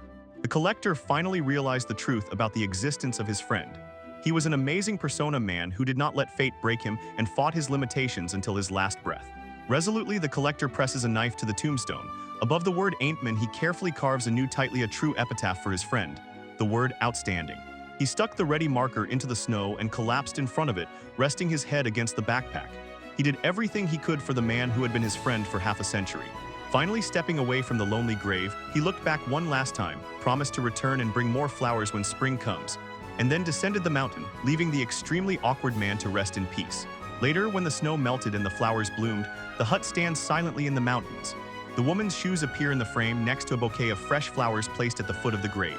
A young woman with blonde hair tied into 2 ponytails examines a strange tombstone, reads aloud the inscription "Outstanding Inept Man," and bursts into laughter, saying how strange it is that someone would write such a thing. She turns to her companion, a woman with long light hair, and asks for her opinion, then calls her older sister to agree on the absurdity of this grave. The older sister stands over the grave with a gentle, almost calm smile and quietly agrees with the younger sister's assessment. Her smile then twists into a cold and cruel grimace, eyes full of contempt, and she says with chilling confidence that people born without talent are nothing more than trash. Alone with himself, he sat and thought about the essence of his work in a world where skills determine life and a person's value. As a collector, he traded precisely these skills, a craft that showed him both the best and worst in people. Recent experiences weighed on him, eyebrows furrowed, thoughts heavy and anxious. A depressing realization settled in his mind. It cannot continue like this, something must change. And faces of people he dealt with flashed before his eyes, their features twisted by despair and pain sharply reminded him of the dark side of his debt collection work. At that moment, his gloomy thoughts were interrupted by a joyful voice. The owner of the snack bar approached the table, warmly greeted him, smiling said she was glad to see the collector so soon after the opening, and placed a steaming plate before him. He looked around. The hall was bustling with people. Happy visitors and the clatter of utensils filled the space. The owner beamed with pride and told him she was eternally grateful because this establishment exists only thanks to his help. She regretted that she could not arrange a more luxurious reception for him. In the background, stacks of dirty dishes, like a wave, showed how busy they were. He simply said not to worry about him and gratefully accepted the simple dish as a warm gesture. The owner sighed and said they had long struggled due to a lack of staff, but recently they were lucky. She had just hired an extremely sincere and hardworking young employee who began to help. At her call appeared a bright, energetic girl with wide shining eyes. The status said she possessed the rare skill Luck LV. She hurried with a tray filled with freshly steamed buns, her movements impatient but somewhat awkward in the new uniform. When she approached his table, her eyes widened in shock and recognition. The name collector slipped from her lips in a whisper, and he also flinched, recognizing the girl before him. All the pieces fell into place. It was the same girl who sold flowers and to whom he had given a flyer from the diner. She had changed so much that he barely recognized her in the waitress uniform, lighter, more confident, sincerely thanking him for help with employment, and as a token of gratitude offering several steamed buns she was carrying. He politely declined the buns, explaining that he had come only for a full meal, and she quickly recommended Salisbury steak from the lunch menu, pointing to other people who were happily enjoying their food. He told her he would have to try it on his next visit. He had just returned from a long, exhausting trip and just wanted to rest, and she, fully understanding, said not to rush and to relax well. Returning to her duties, she couldn't help but glance back involuntarily. He was sitting alone at his table, a solitary figure lost in thought. His thoughts wandered and the grim realities of work life went on relentlessly even in the face of death. Deciding he had gathered enough skills for today, he was about to buy flowers, but noticed that the usual street stall of the flower girl had disappeared. Later, walking through the city, he came across her again. This time she was carrying a basket filled with fresh flowers. He asked if she still sold them in the evenings, and she smiled, explaining that she grew these flowers in her home garden to earn a little for her family. A wave of relief washed over him when he told her that it was just in time. He was just looking for where to buy flowers for a friend. Seeing his gloomy expression, she hesitated for a moment, then quietly asked if he had already had dinner. He, surprised by such a personal question, admitted that he had not. A deep blush spread across her cheeks, and she shyly but sincerely invited him to have dinner at her home, proudly explaining that her mother had a special skill in growing incredibly tasty vegetables in their garden. She admitted that she had noticed. That day after lunch, he looked very depressed, and she hoped that a delicious homemade dinner with her family would at least somewhat lift his spirits. He was struck by her sharp attention and sincere kindness. He realized that she was much more observant than he had initially thought. She quickly added that this was also her way of thanking him for helping her get a job at the snack bar, even though her home was small and worn. Touched by her sincerity, he gratefully accepted her offer. When dusk fell over the city, they walked along a quiet dirt road leading away from the main streets, and the first evening stars began to sprinkle into the darkening sky. During the walk, she enthusiastically said that he was such a skilled conversationalist with him. The road seemed easy and pleasant. Unnoticed by her, his speaking skills and acting mastery proved that his effortless charm was a carefully polished tool of his craft. Soon they found themselves near a small worn wooden house with a few boards on the windows, and she, despite its modest appearance, greeted them with a bright, proud smile and said that this was her home. Next to the house stretched a small but lush vegetable garden, neat rows of vegetables, a clear sign of the careful care and skilled hands of her mother. As soon as they stepped over the threshold, his night vision skill allowed him to see every detail of the well-kept garden with perfect clarity. Violet exclaimed that she was home and had brought the collector for dinner, and from inside a warm female voice greeted them. Inside, her mother and two little ones, a boy and a girl, met them, who looked at him wide-eyed and inquisitive. The mother apologized for the simple reception and said that if she had known that her daughter would bring home that tall man she had been talking about all the time, she would have prepared something more special. Violet quickly introduced her family, and the collector politely bowed and introduced himself. The mother insisted that he make himself comfortable while she prepared the food. Violet immediately offered to help in the kitchen and explained to the younger ones that she had invited the collector because she wanted to cheer him up. The two children, stirred by curiosity, gathered around him and asked what the collector really did. He smiled warmly and confirmed that their older sister had told them a little about him and about his acquaintance with her new job. He explained his profession simply. He travels the world, trades, and collects skills that people no longer need. The children were wide-eyed with admiration, and even their mother in the background froze and listened with surprise. In the children's eyes, desperate hope instantly sparkled, and they eagerly asked if he would agree to buy their skills. They explained that their family was very poor and that the free group assessment had not come to their town for years, so they did not even know what they were capable of. Seeing the sincere pleading in their eyes, he himself, without hesitation, offered to use his talent to evaluate and test their abilities for free. Mother looked worried, her voice and eyes showed doubts about what he might find, but the children were already begging him to go further. Their excitement drowned out any fear. He hesitated, thinking about the possible consequences of the evaluation. He knew that discovering a negative or useless skill could break a child's soul, so he prepared for it. The test showed the boy had determination and nimble feet, and the girl had the ability to count and sense presence. He returned to his worried mother with a reassuring smile and said that both her children truly have outstanding abilities and she has nothing to worry about. The mother whispered to her daughter in doubtful relief, and the collector's thoughts turned to the purple. He remembered her skills and character, and the day he met her, bought all the flowers she was selling. This simple act of kindness pushed her onto a new path, a small nudge of fate. He knew that her life had not been easy and that she did not have such powerful abilities as her brothers and sisters. But he also noticed that her chronic asthma seemed to have improved recently. That day he paid her more than twice the cost of the flowers, a small investment in her future that was already beginning to bear fruit. Soon on the small wooden table appeared a simple but incredibly fragrant meal. In the center, a large pot of stew, around it bowls with salad and fresh vegetables. The homeland exploded with a cheerful chorus of thanks. Their happy voices filled the small home, and they eagerly began to eat. He bit off the first piece. The taste immediately stunned him. Not complex or exquisite, but deeply simple, cozy, and one that gives deep satisfaction. When he looked at the happy family eating and laughing together, he understood where that incredible taste came from. This dish contained something money can't buy: love. A wave of memories surged over him, a sharp and painful contrast to the warmth of this table. He recalled cold, lonely lunches in luxurious halls and a chilling memory of a blonde woman, a past that seemed a million miles away from this modest home. Violet noticed his momentary hesitation, her eyebrows slightly furrowed with worry, and she asked if something was wrong or if he did not like the food. He quickly recovered and assured her that the dish was very tasty. After a cheerful dinner, Mom noticed that the children were already starting to yawn from all the excitement. So she asked the collector to tell them a few stories from his travels before bed, and he gladly agreed. Soft moonlight poured through the nursery window, casting long shadows on the floor. He had just finished a magical tale about the forest and the dragon when two children, snugly settled together in their shared bed, quietly asked if they could ask him a favor before he left. With eyes full of sincere hope, they pleaded with him to buy their skills, saying that the family was poor and only this way could they somewhat ease the life of their mother and sister. When he looked at their small, sincere faces, a wave of emotion overwhelmed him. Their selflessness and how they cared for the family deeply moved him, and a strange and strong feeling of envy suddenly flared in his chest. He reached out and gently placed his palm on each of their heads, his voice quiet as he explained why. He only takes those skills that are useless or harmful, and the wonderful skills they have will grow with them and become needed in their future.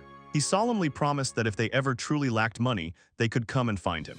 When he left the bedroom, Violet's mother was already waiting for him and thanked him not only for putting the children to bed, but also for the kindness he showed to Violet. He smiled and waved off her thanks with a light gesture of his hand. Her face suddenly became serious, and she made a shocking request. She asked if he would agree to buy her skills. Confessing that although she was wildly happy to see Violet much happier lately, she felt like a constant burden to the children. He froze, looking at her, stunned and speechless.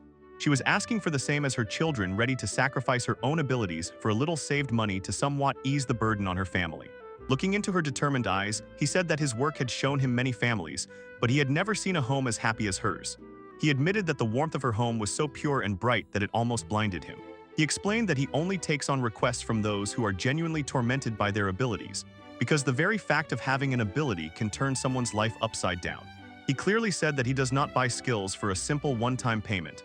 He did not seek to give away money because he knew that true happiness cannot be bought with money.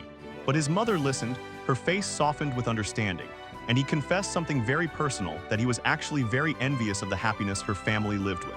Just then Violet, who had been eavesdropping at the door, ran in and began scolding her mother for behaving so rudely with their guest. Blushing with shame, Violet insisted that her mother was saying strange things and would bother the collector, warning that she could become very persistent when something came into her head. A sincere, effortless smile blossomed on the collector's face as he watched the playful family quarrels, and it seemed to him that being here, seeing this simple, loving family, lifted his spirits more than he could imagine, and the jealousy he felt was real, a deep longing for something he had never known. When he finally left the small, warm house and stepped into the cool night, he reflected on that evening. The warmth was pleasant, but it brought with it an unpleasant, unfamiliar pain. Violet followed him out, apologizing once again for her mother's behavior, and sincerely said that he could always come to them at any time. She looked at him with sincere eyes and promised that if he ever felt sad again, he could always rely on them, and she would do everything in her power to help him. He looked away and, gazing at the starry sky, hesitated before her offer. A warm home, he thought the light is too dazzling for a person like him, and he quietly thanked her, his words filled with deep, unspeakable gratitude. As he walked into the darkness, he watched moths circling around a distant lantern, and felt that these creatures were close to him. He saw himself as a moth inevitably flying toward the light in the darkness. He had just noticed that light, and walking the lonely road, he could not help but wonder if it was really normal to be so captivated by it, and to desire it so deeply. With a cunning smile, she was considering options, her secret plan buzzing in her head. She was convinced that her older sister would never miss such an important event, so by staying close to Ripley, she could raise such a commotion that it would attract her sister's attention and force them to meet again. Meanwhile, the boy was seized by trembling that ran through his whole body. The very thought of meeting his older sister filled him simultaneously with horror and desperate longing. He crouched down, his fists turned white, and clenching them, he tried to hold back that overwhelming emotion. Suddenly, Ripley sharply raised her head, her eyes wide open with that familiar horror. The ground fiercely shook beneath their feet. A dull, fearful rumble announced the beginning of a new circle of despair, and she gritted her teeth, recognizing the signs of the catastrophe starting again. Her companions barely kept on their feet, stumbling as the tremors grew stronger and the earth swayed beneath them. He looked at her, pale with confusion and fear, asking if this was the very cruel earthquake she had warned him about. Chaos was unfolding much faster than he could imagine. Ripley's face was filled with pure terror as the dreadful truth struck her. The cave entrance had collapsed again and released a horde of monsters that had been sealed there, and the fear of inevitable death and the grim fate of the villagers completely consumed her. and she could not comprehend how the two of them could possibly withstand such an overwhelming force. Paralyzed by the burden of memories and the echo of old failures screaming in his head, he realized this was already his fourth death, a closed circle of suffering that always ended with Ripley's soul being sacrificed for his searches. The realization hit him with a nauseating force, continuing to search for his sister, while the world, because of Ripley's abilities, was forced to twist and turn, seemed to him an act of deep cruelty. But Ripley, not succumbing to despair, turned to him with fierce determination. She declared that her abilities were her commodity and she was ready to sell them at a discount. With fire in her eyes, she proposed to fight together, to unite their forces to finally defeat the monsters and break this cycle. Before them opened the source of their horror, a huge dark seal carved into the rocky wall of the cave. An exquisite arcane symbol pulsed with ominous energy, then completely crumbled, and the barrier holding back the darkness finally fell. The air grew cold as the last fragments of magical protection dissolved into nothingness. From the gaping maw of the cave poured a grotesque horde of creatures. Slimy, shapeless lumps crawled alongside winged beasts with a single, never-blinking eye, and horned demons with gaping jaws roared at the new light, a chaotic and terrifying crowd. A true army of nightmares that had become reality. The wave of monsters surged forward, a sea of claws and fangs rolled over the ground. They moved unnaturally fast, a blurry whirl that in a moment was to engulf the quiet villages, and their sheer number was enough to squeeze hope even from the most steadfast hearts. Turning back to his companion, Ripley clearly voiced her proposal and apologized that this was all she could offer now. She extended her hand and offered to sell him part of her combat skills, assuring that it would be enough to give them a chance at this decisive moment. Their hands clasped, the deal was made, and a brilliant stream of light exploded between them. Glowing panels appeared in the air, listing the incredible abilities being transferred: advanced swordsmanship, sharp perception, physical strength, and endurance, as well as the ability to return after death. The main character froze with wide-open eyes, unable to believe the sudden and immense power that was now his. A sudden surge of confidence passed through him. He clenched his fist and for the first time felt true strength, declaring with unwavering faith that now he could stand against the swarm, finally overturn his cruel fate and save the village from destruction. Then turned to Ripley and asked if she could give him a weapon to use these new skills. Ripley looked at him, her face a mixture of distrust and irritation.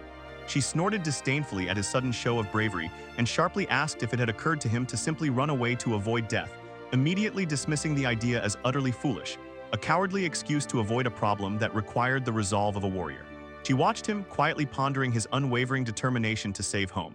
Though she understood his noble intentions, part of her feared that his high ideals would ultimately doom him, striking when he least expected it, then coldly and irrevocably stated that she would never flee from her only skill. Her identity and curse merged in this endless battle. Filled with new strength, the young man resolutely pointed to the approaching threat and declared that if fate could truly be rewound, he would use this power to protect his village from the swarm of monsters, grimly adding that the cave ahead teemed with low and mid-level monsters, and that even among them he spotted a high-level monster. The closer they got, the more terrifying the truth of his words became. Before the cave entrance stood a squad of grotesque bat-like monsters with bulging eyes and slimy freaks, on alert, their gazes blinding the two approaching, promising a swift and brutal clash. He froze for a moment, and in his mind formed a clear scheme of their shared cursed rules of this twisted game. If this time Ripley died, time in the world would roll back a full 24 hours, but most important, life skills and knowledge they had gained would carry over into the next loop and give them a serious advantage. Ripley rushed into battle, her sword shimmering with a silver gleam as she was the first to meet the wave of enemies, and at that moment a grim thought crept into her mind. If she fell here, she would forget the very skills she had just sold him, and then her sacrifice in this timeline would be utterly pointless. Stakes were incredibly high, involving not only the world but also her own progress. She raced with such unimaginable speed that it defied comprehension, cutting through the battlefield like a phantom. Her face was a mask of incredible focus, knew well that one mistake could lead to a catastrophic reset to the beginning. The situation was more serious than in any previous loops. Unleashing the full power of her enhanced abilities, she became a whirlwind of destruction, her blade dancing among rows of monsters. The combination of refined swordsmanship and sharp perception was incredible. The enemies seemed to move in slow motion, and she confidently shouted to her partner to leave these creatures to her. But the hero did not fall behind.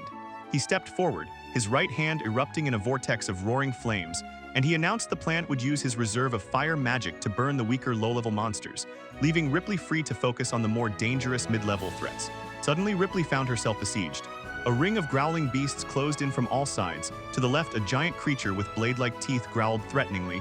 To the right, a multi-armed horror stared intently at her. But she did not retreat, sword at the ready, prepared to strike. With incredible agility, she sharply spun on her heels, the blade cutting a clean arc in the air and intercepting the beast lunging at her back. Her movements were precise and deadly, proof of the skills now flowing through her veins, and she was no longer just a victim of fate, she was forging her own destiny. The giant horned beast swung its powerful claws in a devastating top-down strike, aiming to tear her to pieces. Ripley ducked low, deadly claws whistled above her head, she barely dodged the attack, and a thin cut appeared on her cheek, a harsh reminder of how close she was to death. Watching the fight, the hero smiled wildly and resolutely, completely ignoring the fresh wounds on his face, thought that such a wound was nothing, not even a scratch compared to the inevitability of death. And experience with the skill returned through death had hardened his fear into unbreakable determination.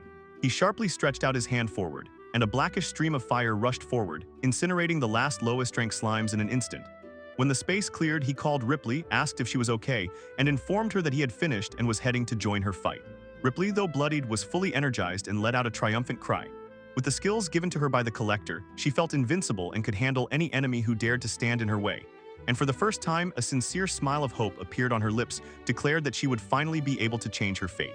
But at that moment of brief triumph, a shadow suddenly fell over her, huge and boundless. From the very cliffs of the precipice, a colossal stone golem burst forth, growing gigantic and grotesque, and before Ripley could react, its huge toothy maw opened and slammed shut with a crash, swallowing her whole with a deafening crunch. The world seemed to slow down, the sound of battle softened to a muffled hum in his ears. All he could do was scream her name in pure, genuine horror, his voice lost in the sudden cruel silence left behind by her. He did not look away from how the chaos unfolded, and the pieces of the puzzle fit into place with eerie certainty. He realized that the high-level monster that had burst from the cave in powerful earthen armor must have been the very cause of Ripley's death in the now-erased timeline. Ripley was no longer a victim of fate. Swinging his blade with fierce determination, he declared that he would definitely defeat the monster, and had already prepared his spare skills to intervene and help at any moment. He rushed into the thick of the fight, a black and white spot against the backdrop of terrifying stone giants. His sword, a flash of silver, struck with incredible force directly into the formidable stone hide of the creature. With a hoarse voice full of emotion and determination, he roared a challenge not only to the monster, but also to the cruel fate that bound him, promising to change his fate alone and thereby protect the future of the entire village. The strike was incredibly powerful. When his blade struck the creature's hard shell, jagged shards of stone and dark energy scattered in all directions, and the sound of the breaking golem rolled across the battlefield, a testament to its newly gained strength and unbreakable will. Slightly turning his head, he cast the Collector a burning, piercing look, as if calling him to witness the true power of his supposedly soul-skilled power, capable of rewriting reality itself. A barely noticeable smile of victory touched Ripley's lips as the last threat crumbled to dust. In that quiet moment, he was overwhelmed by a deep realization. He knew for sure that fate had finally changed. The sun cast long shadows on the quiet rolling hills. The path ahead was already free of danger, and calm descended on the landscape, a sharp contrast to the life-and-death struggle that had just taken place. In the village, life flowed peacefully and routinely, and this usual routine seemed almost unreal. The villagers went about their daily chores, completely unaware of the catastrophe they had barely avoided. Walking alongside her two rescuers, Lee beamed a contagious smile and said how strange it felt after such a long time. The world had finally started moving forward normally again, a simple truth that meant incredibly much to her. She turned to the Collector, and deep gratitude lit up in her eyes for his intervention. Lee sincerely said she was incredibly glad he helped them, because thanks to him she and all the others were saved from a terrible end. A huge burden from the endless repetition suddenly fell on Ripley. His body gave out. He sat down leaning on the Collector, and revealed the terrible truth about his power. To achieve this victory, he had to die again and again, at least 4 times. This cycle of pain nearly broke him. With a desperate voice, Ripley begged the Collector to buy his skill. He admitted that the ability to control was a problematic thing, but asked to take return through death, because he knew the Collector could store it outside the usual slots and money did not interest him. With trembling hands, he extended his palms, offering to sell his only skill with all seriousness and desperation, while the Collector silently watched, expressionless, weighing the full weight of that cursed power being offered to him. Without hesitation for a moment, the Collector made a decision that would forever change their lives. He agreed to the deal to buy the only skill, return through death, but would do so for free, sealing their pact. But as soon as they sat down to make the transfer, a devastating obstacle emerged. The Collector admitted he had tried before, but his trading skill, still at level 1, was too weak to obtain the unique skill, and Ripley was left in complete shock and despair. The last crumbs of Ripley's peace crumbled. His voice trembled as he revealed the true horror of his curse and confessed. As long as he had this ability, he was doomed to live and could not die, an eternity of consciousness from which there was no escape. His mind plunged into a terrible spiral, imagining a future of endless torment. He asked himself what would happen if he died from a slow, painful disease, and whether that would force him to kill himself every day just to rewind time, a lonely cycle that one day could engulf the whole world. Turning back to reality, he immediately apologized for his breakdown and insisted that his terrible fate was not the collector's fault. He tried to take back what he said, but the weight of his confession hung heavily between them. However, the collector did not allow him to bear this burden alone, apologized himself, and firmly said that the blame was only on him because his trading skills were too weak to help.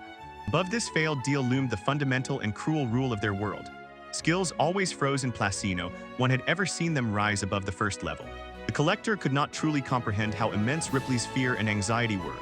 He understood that if the world repeated itself again and again for him, the torment of death would become his constant companion, and sooner or later someone far less kind would notice this power. His thoughts darkened as he imagined the terrible consequences if Ripley's secret fell into the wrong hands. The kidnapper could use him endlessly, killing again and again to roll back any failed outcome fate of eternal torturing. The collector felt a wave of disgust toward himself, doubting his entire purpose and feeling miserable because of his inability to prevent such a future. But from that despair in his mind arose a bold, radical idea. If skills even had levels, then why shouldn't they have a second level? This became his new goal, a mission that coincided with the reason he became a collector. To hone his skills to finally meet that very person. He looked straight into those mottled dead eyes, and speaking a solemn promise with unwavering confidence, admitted that he was powerless to help now but promised to raise his trading to level 2, and then finally redeem the return through death.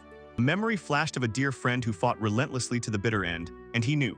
If he gave up now while a tiny spark of hope still smoldered, he would thereby dishonor his friend's memory. Ripley froze at this statement, thought that his skill could rise had never even crossed his mind. Although he admitted he understood little about the mechanics of his own power, he clenched his fist. A new determination hardened on his face, could not allow himself to simply wallow in self-pity. As they prepared to part, Ripley promised if his skill ever became unbearable, he should call him who would lend his power in return, and the collector remained standing on the path, still not believing in the shocking reality of such an ability as return through death. He turned and moved forward, his boots kicking up dust from the dirt road. He thought that only skill was full of surprises, and this strange meeting finally made time truly move forward again. His gaze hardened, a new fire flared in his chest, sharpening his resolve. Days of merely wandering as a skill collector in search of his sister were over, replaced by a much more urgent and difficult mission. He felt a simple, undeniable truth. If one does not allow time to move forward, there will be neither a future nor hope to ever be with her again. The market square was alive, sellers were chatting, the footsteps of busy townsfolk echoed beneath their feet, and this familiar rhythm guided the young man through her streets. He was a collector, a trader of unique and powerful goods in this world's skills. His business was to buy and sell those traits that define someone's life and profession. An acquaintance passing by called to him with a note of surprise in his voice, noticing the collector was not at his usual work. The collector merely gave a simple, knowing smile as if confirming that today he was occupied with personal matters. He clenched a sealed letter in his hand, the paper crisp and businesslike, stating that a regular client had specifically requested him. He ascended the well-kept stone stairs, and the houses around grew increasingly luxurious, a clear sign he was entering a wealthier district of the city. He arrived at a grand estate with thick, formidable doors. When he announced his arrival, eyes briefly glanced at a worn plaque pinned to the wall, an advertisement for an arena fight, a clear hint at the powerful man he had come to see.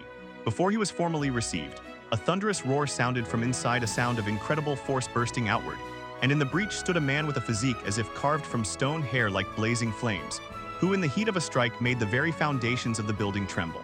The man Leon Dold, the arena champion, turned and greeted the collector with a warm, familiar smile. Training paused for a moment, and beside him stood another muscular man who looked at the collector's arrival with mixed admiration and nervousness.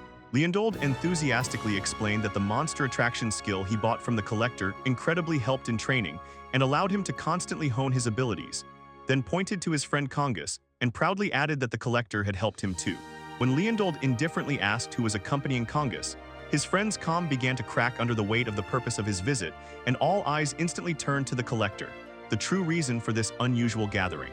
In a sudden burst of despair, Congus lunged forward and grabbed the collector's hands, his grip surprisingly strong.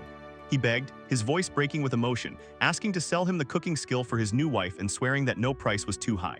The collector, evidently stunned by this public and panicked display, gently reminded the champion of their agreement to conduct all skill exchanges as secretly and calmly as possible, and quietly asked what could have happened to require such a desperate open plea. Leon Dold laughed and waved it off. All was well. Congus was his dearest friend, not some stranger. Let's find a more comfortable place, sit down, and listen to the whole story of this strange request. They moved to a well-furnished living room in a luxurious house and brought a tray with drinks to ease the tense atmosphere a bit. Three men settled down, and a silent anxiety and lively curiosity hung in the air. Kangas slowly and deliberately takes a sip from the cup, his eyebrows furrowed with deep worry, seeing his friend suffer while the collector gently nudges him, asking to explain what he means and why he is so desperate. A barely noticeable blush appeared on Kangas's cheeks as he began his story. Recently, he married a wonderful, sweet woman while he, as a fighter and traveler, provides for them. She has devoted herself to the home and sincerely tries in her new role. The collector logically notes that cooking is a skill that can be mastered through simple practice, and that buying it outright would be much more expensive. Kangas's face twisted in pain. He exclaimed that she is simply hopeless. Her cooking is so terrible that he has no choice but to give her this skill as a gift. He describes her culinary attempts with horror. She never measures ingredients and has a completely ruined sense of taste. And when something is oversalted, she just adds more sugar, resulting in a mixture beyond any imaginable disgust. Overwhelmed with emotions, Kangas complains that the food is terribly awful. But his wife stubbornly cooks everything from scratch because she puts all her love into it. And only when the collector asks the obvious question, whether he told her about his feelings, does the fighter's resolve crumble. In his mind, the smiling, sweet face of his wife flashes instantly, and he realizes he could never say anything so cruel to her, but at the same time feels trapped, convinced that nothing will change and he is doomed to endure her terrible cooking all his life. Landold listens with a sympathetic but smiling expression, and says he understands the feelings, but is shocked to see someone as brave as Kangas completely broken by just one dish. The collector himself suspected this, and anticipating that words would not suffice, asked Kangas to bring a sample of this food today. A neatly wrapped simple lunchbox stands on the table between them. Its unremarkable appearance deceitfully hides the horror inside. It is like a silent Pandora's box of culinary disaster. When the collector reaches for the lid, pure horror runs through him. His skill intuition, already at level 30, screams a sinister warning flee. He honestly admits to the others that he is scared because any food capable of frightening a mighty arena champion must be a real monster. As soon as his fingers touch the box, Kangas shouts, "Wait, air it first." And within a fraction of a second, a palpable wave of danger bursts from the container, piercing even the collector's protective skills, poison resistance, and so on. The lid was lifted, and a horror as if from Lovecraft was revealed. Twisting octopus tentacles, strange spotted mushrooms, and slimy pulsating black spheres arranged in a grotesque parody of a bento. The group recoiled, their faces pale with shock and disgust. Kangas, grimacing, explains that his wife tenderly calls this creature overflowing bliss of paradise, while he inwardly sees in it overflowing horror of hell. Leontold, pale with nausea, asked what everyone was thinking. Did his wife really eat it herself? Kangas nodded dejectedly. She eats it without problems, and that only makes the whole situation even scarier and stranger. Hoping for a miracle, the collector muses aloud that perhaps the dish only looks terrible, but might taste acceptable. Leontold, as always the brave champion, gathers his willpower, grabs a fork, and decisively decides to taste that monstrosity.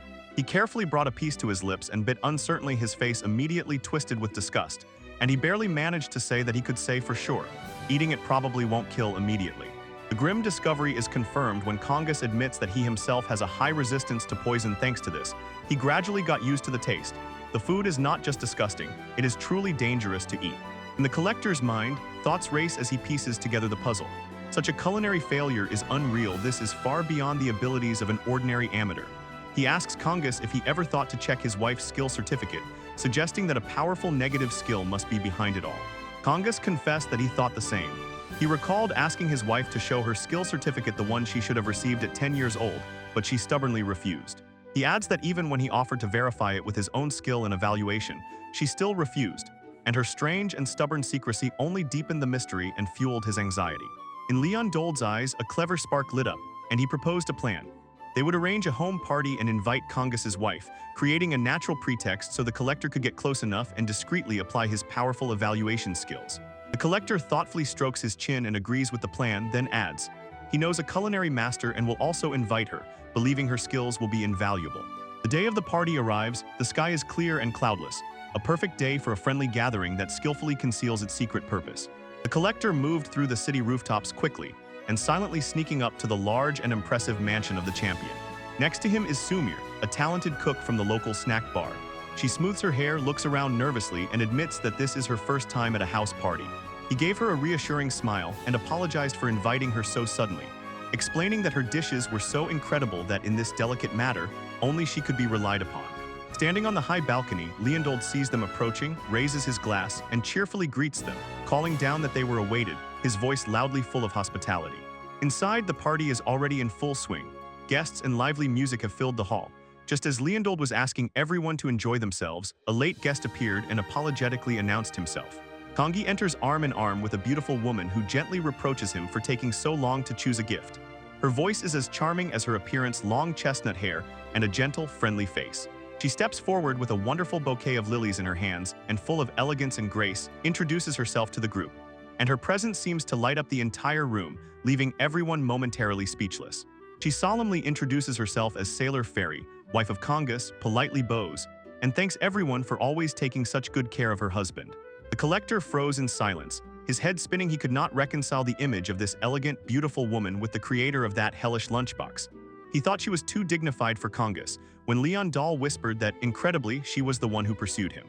Determination strengthened. The collector raised his gaze and activated his powerful evaluation skill. It was time once and for all to reveal the truth about her catastrophic culinary attempts. A flash of evaluation shot into his eyes. On the screen appeared her skills. Creativity level 18 and tastelessness at an astonishing level 25, and her calm smile was the perfect mask for the chaotic abilities lurking beneath. Suddenly, everything became clear. The combination of great creativity with even greater tastelessness was a direct recipe for culinary disaster, and her good intentions were turning into monstrous creations. But his evaluation revealed something else, a third skill that made him freeze. He shifted his gaze from the floating text to her smiling face, and one deep question hung in the air. What secret is she hiding? He immediately understands. This discovery is too sensitive to discuss in the middle of a crowded party. He needs to find a way to talk to her alone, away from other ears. As if on cue, QC Laffer approached him, saying that Kongus told her everything about him and politely asked if he could find a minute to go outside and talk about her skills. At that moment, a glass of wine abruptly flew off a nearby table and sliced through the air, shattering on the flawless floor with a deafening crash. The sharp sound startled the guests and for a moment filled the evening with tension. The collector leaves together with Sea Life Airy from the lively party room to a quiet, lanternlit street. From the threshold, Kongus watches them go, his face a mixture of hope and deep anxiety. When they are alone, the collector does not hesitate. He immediately says that his profession has given him the ability to evaluate and that he knows about her abilities. And see Laffer turns away from him, her shoulders drop, and she opens the door nearby. Suddenly, she collapses to her knees on the stone stairs. Bowing her head low, she begs him, her voice trembling with despair, "Do not tell the man what you have learned." The collector froze, not because of her request about culinary skills, but because of the piercing horror in her voice, and asked why she so stubbornly hides her other ability, cosmetic mastery of the highest level. He felt as if struck by electricity. He realized that her cosmetic skills were stronger than her poor taste. At such a level, it was no longer just makeup, but a complete transformation that allowed her to change her entire face. Using clairvoyance, he went further and asked about the burn mark on her face that he noticed. She flinched as if struck, shocked that he could have found out about that too. Her composure finally completely broke. She whispered in defeat, her voice barely audible, admitting that he had seen all her secrets. She begins her tragic story, painfully recalling a terrible accident in her youth that left deep, permanent burn scars on her face. And the memory is still raw and filled with the pain of a childhood overshadowed by tragedy. In a flashback, her face appears covered with scars, a painful contrast to her current flawless appearance. And she confesses that she learned to hate herself in the mirror and completely lost hope of ever finding love. But one fateful day, a kind young man returned her lost hat. That young man turned out to be a young Kongus, who instead of making her curl up in horror, simply looked at her and called her a cool girl. She was stunned by his innocent and straightforward compliment. He saw her scar not as a flaw, but as a sign of life, something that made her strong and incredibly cool. It was a kindness she had never felt before. She tells the collector that she sincerely believes even now, if Kongus knew the truth, he would still be her friend just as he was that day. One simple act of kindness pulled her out of the abyss of despair, and since then she fell madly in love with him. Although the desire to be with him above all else made her use her skill to hide the scars that, as she thought, could repel him. With tears in her eyes, she once again pleadingly asks the collector not to tell Kongus about her cosmetic skill, because she fears that even if he still considers her beautiful, he will never be able to look at her without noticing the mask she has worn all this time. The collector listens, and another person who felt the same about deception comes to mind. He knows that tearing off the mask before someone who has seen only an illusion all their life can cause a deep sense of betrayal. He apologizes for interfering as a stranger, but gently explains the bitter reality. The longer she maintains the lie, the wider the gap between truth and fiction will become, and when the truth comes out, the shock and pain for her husband will be even stronger. Laffery nods, and a feeling of reconciliation envelops her. She admits that by revealing her secret even to a stranger, she felt the huge feeling of guilt that had suffocated her for so long ease a little. At that very moment, the door behind them slammed open. Kong stands in the doorway, his face a stern mask, and utters two chilling words. I heard everything. A wave of shock silenced both Calipari and the collector. Their private sincere confession was overheard by the very person they wanted to hide it from.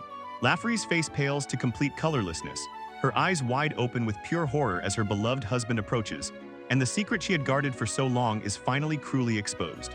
Kong approaches her directly, his voice low but firm, tells her not to underestimate him, and adds that the only thing he cannot endure and hates more than anything is seeing her suffer. He pulls her into powerful, all-encompassing embraces, tightly holds her to his heart, and whispers that what he loves most about her is her devotion, her heart. Her face is flooded with tears of shock and relief. She clings to him, and the warmth of his embrace washes away years of fear and uncertainty. He whispered to her that he would love her completely, her sign, her terrible cooking, everything. He loves her for who she is, not for the face she shows the world. Standing in the doorway, Collector Sumer and smiling Leonold watch the touching reunion, and Congus has proven that he is a man of incredible character. As Congus calms his crying wife, he suddenly realizes an important thing. Perhaps this is true love, accepting a person completely with all their flaws. Leonold wisely suggests giving the couple some space and postponing the conversation about practical skills to another day. The scene changes, time moves on. Later in a quiet cafe, the collector asks Sumira to tell how things are with cooking while they savor a piece of cake. He thoughtfully took a bite. The sweet dessert was so pleasantly different from the chaos of the party. Samira smiles and says that everything happened just as he predicted, and behind her waves a ghostly image of a monster-like bento box, a funny reminder of the crisis they averted. The collector explained to Leonold that Lafer's high-level cosmetic skill was harming her other abilities, and because of this, her cooking turned into a disaster. The result is a complete picture of domestic bliss. Congus says his wife has become even more affectionate. He gladly pays the collector a reward, insists that she keep the makeup skill because he wants her to feel beautiful, and asks him not to take back the harmful skill of bad taste. Samir laughs. Everything is funny and even romantic to him, although she will return the bad taste skill for him, and the collector puts the payment in his pocket, and with a sly smile says he is now going to redeem that skill. Sumiri teases him for not understanding a girl's heart, but he smiles sincerely. She admits that there is something very sweet about being fully loved. Once his matters are settled, the collector sets off to retrieve that problematic skill. He decides to compromise to leave her cosmetic skill at the first level so she can use it for confidence, and so it doesn't become a complete mask or interfere with her other abilities.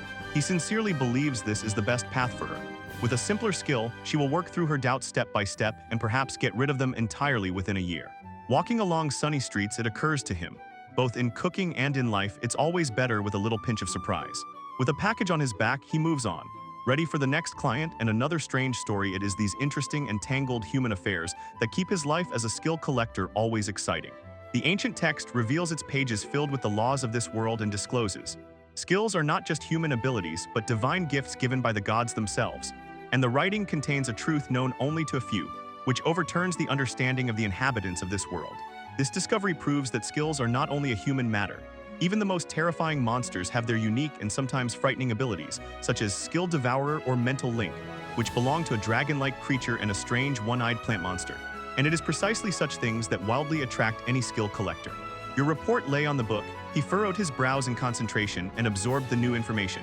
He thought that since monsters cannot speak, direct negotiations were always impossible. A chasm stood between humans and the wild creatures of the world. Then he lifts his gaze from the notes, because a new scent on the wind caught his attention. The salty taste of sea air fills his lungs. He gazes at the nearby shore and notices a small fishing village nestled against the coast, deciding that this cozy place might be suitable for his unusual business. And with a heavy backpack on his back, he walks on the warm sand toward a group of simple houses.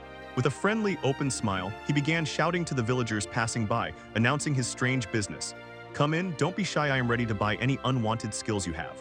His strange proclamation instantly attracts the attention of the locals, and soon a man approaches him with cautious curiosity in his eyes, and Yoro gives him his full attention, ready to listen and eager to find out what skills this remote village might have.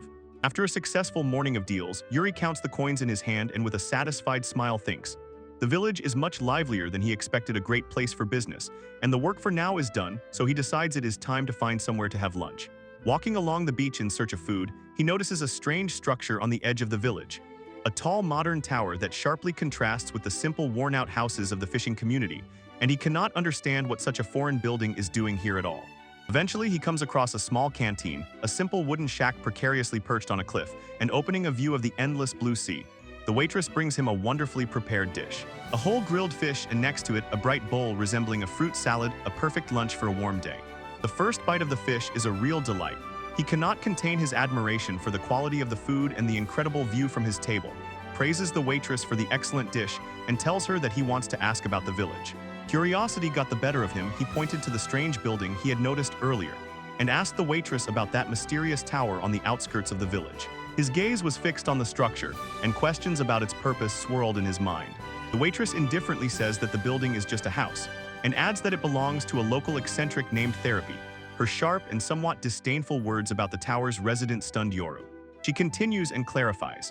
The woman who lives there claims something incredible, that she can talk to monsters. The waitress, of course, does not believe it, but says that the local children are simply delighted with her and advises Yoru to go and see for himself if he is so curious. This news hit Yoru like a shock. The consequences of such an ability are enormous. The ability to talk to monsters would open many new opportunities for him, and more importantly, could become a decisive step in his desperate search for his sister. So a visit to this eccentric is an absolute necessity. With renewed determination, he leaves the small restaurant and heads along the coast, his eyes fixed on the strange tower. The building stands alone on the beach like a silent and lonely monument against the clear sky. Standing before the monolithic structure, he could not shake the strange feeling from its bizarre appearance. It is more of a futuristic fortress than a house, so a woman named Therapy must live here. He raises his hand and knocks. The sound strangely reverberates off the metal surface of the door, and the architecture is unlike anything he has ever seen, which only intensifies the feeling. He is about to enter a place far from the familiar world. Confused by the strangeness of the door, he decides to use one of his most reliable skills. He places his palm on the surface and activates the evaluation skill at level 30. A barely noticeable hexagonal glow emanates from his palm. The evaluation results are stunning. It turns out that these doors are filled with a bunch of powerful abilities: silence, concealment, and even odor removal. He trembles, realizing that this is not just a door, but an extraordinarily rare and powerful artifact, an ancient relic. A brief flash of images raced through his mind. Ancient relics appeared as technological remnants of a long-forgotten civilization that once flourished on this land. These artifacts, pieces of a lost era, filled with power and knowledge far beyond our understanding. It becomes clear, most of these relics are unimaginably advanced, their methods of creation impossible to reproduce with modern means. Only a few people know of their existence. This is a hidden layer of history that most of the world happily remains unaware of. He assesses his situation, standing before a potentially dangerous relic that is silent. He knows that these ancient artifacts are often unstable, their power as threatening as it is amazing. Part of him wants to turn back and flee from the strange events happening in this tower, but he hesitates. He activates the skill to sense presence, and to his surprise, feels no one inside. This only sharpens the mystery and makes retreat even harder. He stands torn.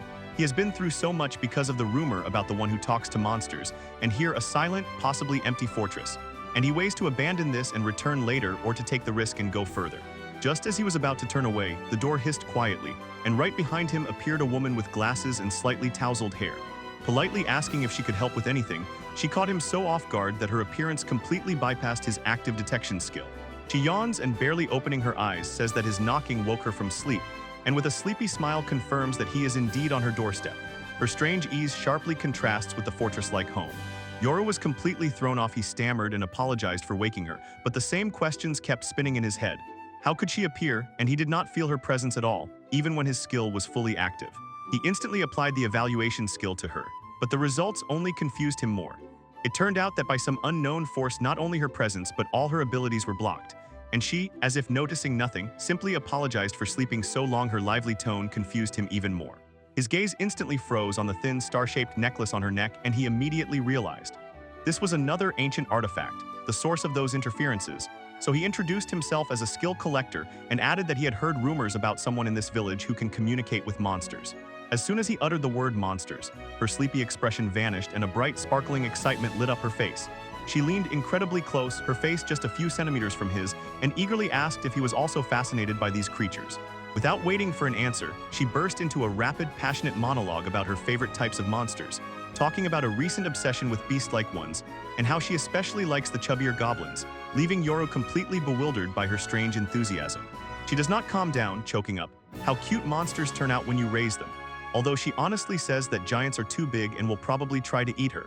And Yoru is stunned by her too mundane conversation about taming creatures that everyone considers dangerous and hostile.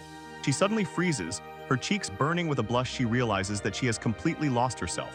She sighs and admits that it is because of such behavior that the villagers call her strange, but there is no panic, they just tolerate her nearby.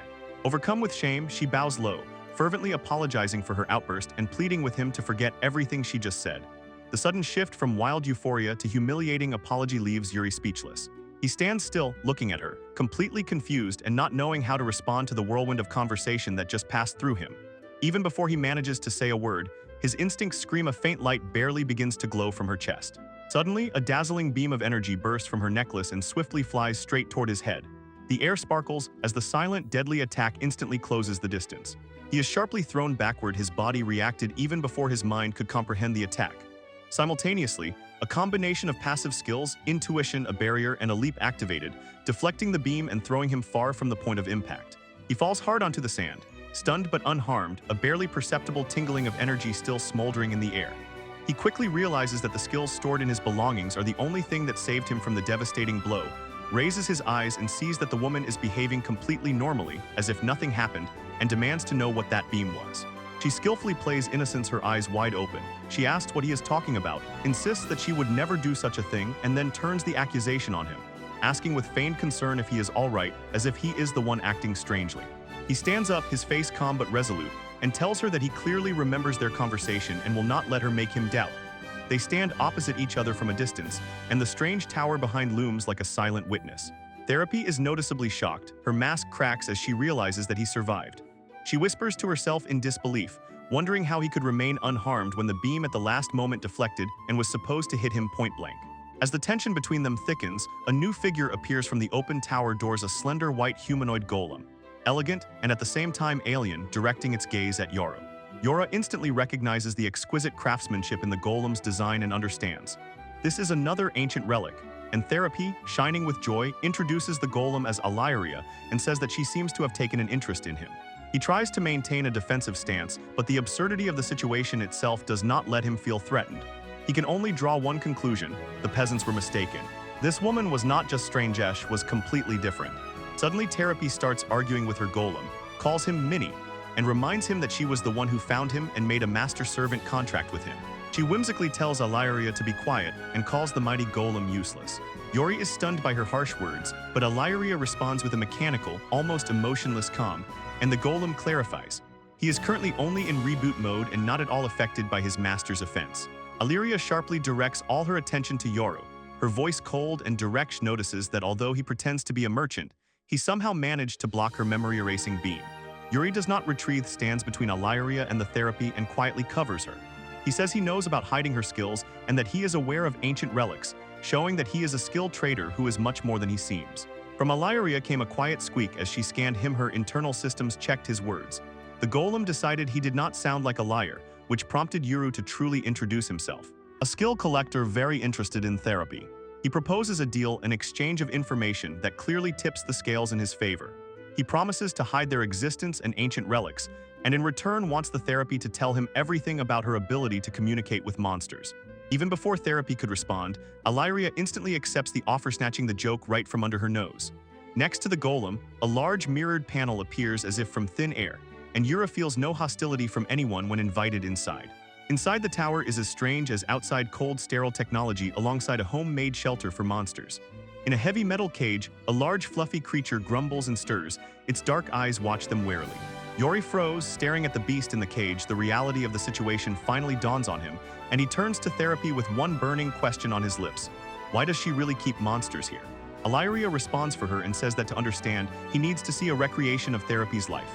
Around them, dozens of screens light up, flicker, and show scenes from Therapy's life from childhood to today.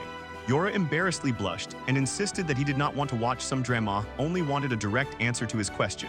And Therapy, horrified at the thought of her life being put on display, loudly objected and instead suggested listening to her original poetry. She returns to the monster in the cage and, beaming with a smile, seeks support in him, explaining to Yoru that love for monsters is a passion for life, and that by pouring her affection into them, a bond has formed between them. But she admits that over time she simply began to understand what they were saying, as if it were the most natural thing in the world. When Yoru asks if it is an acquired skill, she shocks him by cheerfully saying that it's all just hallucinations. Illyria calmly intervened and confirmed that Therapy's self-diagnosis is true. Therapy glanced at the golem, irritated that she was being ignored, and embarrassed that he seemed to confirm her hallucinations. On the screens, a montage. A young researcher happily plays with various creatures, with a small copy of Ali always nearby. The golem off-screen says that her whole life devoted to studying monsters unexpectedly turned into acquiring a new skill one day. The golem explains, the skill that Illyria discovered is hallucination. It now interacts with her natural desire to understand monsters and creates only the illusion of communication. You struggle trying to grasp this, realizing that her incredible power is merely a powerful illusion created by herself. Therapy asks Illyria why she hid this truth, and the golem bluntly says that she would never have believed it. The golem explained that they had to drive away all visitors to protect Therapy and her strange hobby, and this became a problem. The relic necklace was supposed to hide her skill from outsiders, and Illyria added that a pleasant bonus was that it suited her, which made Yoru feel like a pawn in their strange game. Illyria asks Yoru to apply the evaluation skill to Therapy so that he can see the truth himself, though it sounds like a question. The golem's tone leaves no choice, and Yoru reluctantly complies. On the screen, evaluation panels appeared showing her skills: hallucination, insensitivity, charm, and presence detection. He froze in disbelief. The seemingly impossible skill, hallucination, turned out to be real. He sighs heavily and wipes his forehead with his hand. Hope evaporated, leaving only overwhelming disappointment. Real communication with monsters remains an impossible fantasy. But a new idea sparks in him. He turns to Therapy and asks if she would agree to sell him her skill to induce hallucination, says that if she doesn't want to, he can buy it. To this proposal, both Therapy and her monster in the cage respond with indignant growls. Soon Yoru is again standing near the tower and talking with Illyria. The day slowly fades, and the setting sun casts long dark shadows across the sand. Illyria asks him why the merchant talks to monsters, and Yoru tightly clutches the pendant on his neck. His face becomes serious, and he explains that he did it to expand the business and, more importantly, to find someone. The golem's optical sensor focuses on the medallion, identifies a portrait in it, and calls its motive sentimental. Yoru firmly asks to stop scanning his personal belongings. Illyria's gaze shifted from the medallion to a distant village, and he made a stunning statement. The golem says that very recently he saw the woman from the portrait. Yuri's eyes widen in shock, his heart pounds in his chest, and he asks for confirmation. Illyria confirms her words, explaining that she saw her in a small village south of them during a field reconnaissance of monsters with Therapy. The golem continued describing. She stood out from the crowd, freely giving assessments to everyone who needed them, both locals and travelers. A storm of emotions clouds Yuri's face. His hand involuntarily clenches his shirt. He already knows what she was called, the title given to the people she helped. Illyria confirms his unspoken thought. People called this kind woman a saint. And in your memory, a vision of his fair-haired sister emerges, her gentle smile shining and grateful people standing around her. The coachman says goodbye, wishing him a safe journey. The carriage drives away and leaves him alone on the dusty road. Looking back one last time, he turns to the horizon before him, unfolds a wide unknown path stretching to the distant coast. He rushes into a panic run, the large backpack bouncing with every desperate step. No matter how fast he runs, his heart beats wildly and does not subside, and a storm of anxiety and anticipation rages in his head. Reaching the top of the hill, he finally sees a small, secluded village hidden in the valley below. He clutches a small object in his hand, a nervous tremor runs through his body, and he whispers that one fateful word he has been searching for so long: saint. A wave of bitter relief washes over his face. On his face is a mixture of exhaustion and unwavering determination. After all this time, after all the pain and searching, he believes he has finally found his sister. Suddenly, memories flash in his mind of the most terrible night of his life, the one when his hometown was engulfed in a brutal massacre. So many years have passed since that tragedy, but the images of fire and death are forever etched in his memory. This one single drop of information, a whisper about a saint in a distant village, was the first real trace he managed to find in all that time. It was a barely noticeable spark of hope, found together with comrades in faraway lands, a trail he had to follow no matter what happened. He looks down at the peaceful, seemingly safe town, and a lump of anxiety tightens in his stomach. Even if it is all a cunning trap to lure him, he knows there is no other choice but to go there. He asks a local farmer about the saint, and the farmer confirms. She is not in this village, but beyond the nearby forest. The old man sternly warns him not to go there out of mere curiosity, his tone heavy with caution. The villagers say that the saint became famous for giving free grades to everyone who approached her. It seems like a good deed, but a sinister rumor hangs over her name. Recently, several people mysteriously disappeared from this area. The mention of the missing pierces him with pain in his memory. The true strength of his sister emerges. He sees how she disguised her looting skill as a normal appraisal and stole abilities from everyone she considered worthless. He smiles confidently at the peasants, thanks them for the warning, but says he must see the saint with his own eyes. They shout that the forest is dangerous and full of monsters, but he has already decided. He rushes through the dense forest when a monster with a flower instead of a face bursts out from behind the trees and lets out a deafening roar, while his thoughts silently tear apart in despair. Why did his sister, who seemed to have everything, have to steal skills from others? With a sharp movement, he releases a powerful gust of wind magic's skills fully cope with the forest dangers, but the question does not let him go. A burning secret pushes him further and further. The monster is instantly felled, dark blood splattering on the ground and his clothes. But he doesn't even slow his pace. It passes by the roaring creature dying, with his gaze fixed on the path ahead. Leaving behind the body of the monster dissolving, he doubles his pace, and determination rings in his head. He knows that not a single minute can be wasted here. His goal is too important. His thoughts slide to the terrible legacy of his sister's ability, plunder. A notorious, extremely rare power that only one person can possess at a time, and every previous bearer was a famous villain in the pages of history. He recalls legends about those who came before her. A ruthless king who stole everything to seize the throne, and a corrupted hero who betrayed his comrades and plotted the end of the world. This skill was a cursey path to destruction for anyone who possessed it. A more tender but even more painful memory emerges about the time when he and his sister experienced a moment of pure innocence. He torments himself with the thought that if the previous owner of the prey had lived longer, perhaps his sister would never have suffered this terrible fate.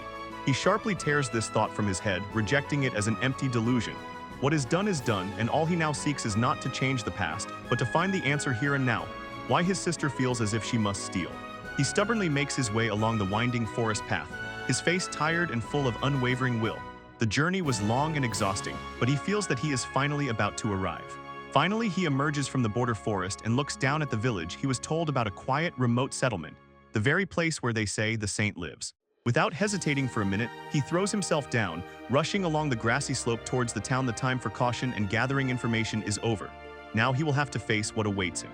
He pauses for a moment to catch his breath, wiping sweat from his forehead with the back of his hand.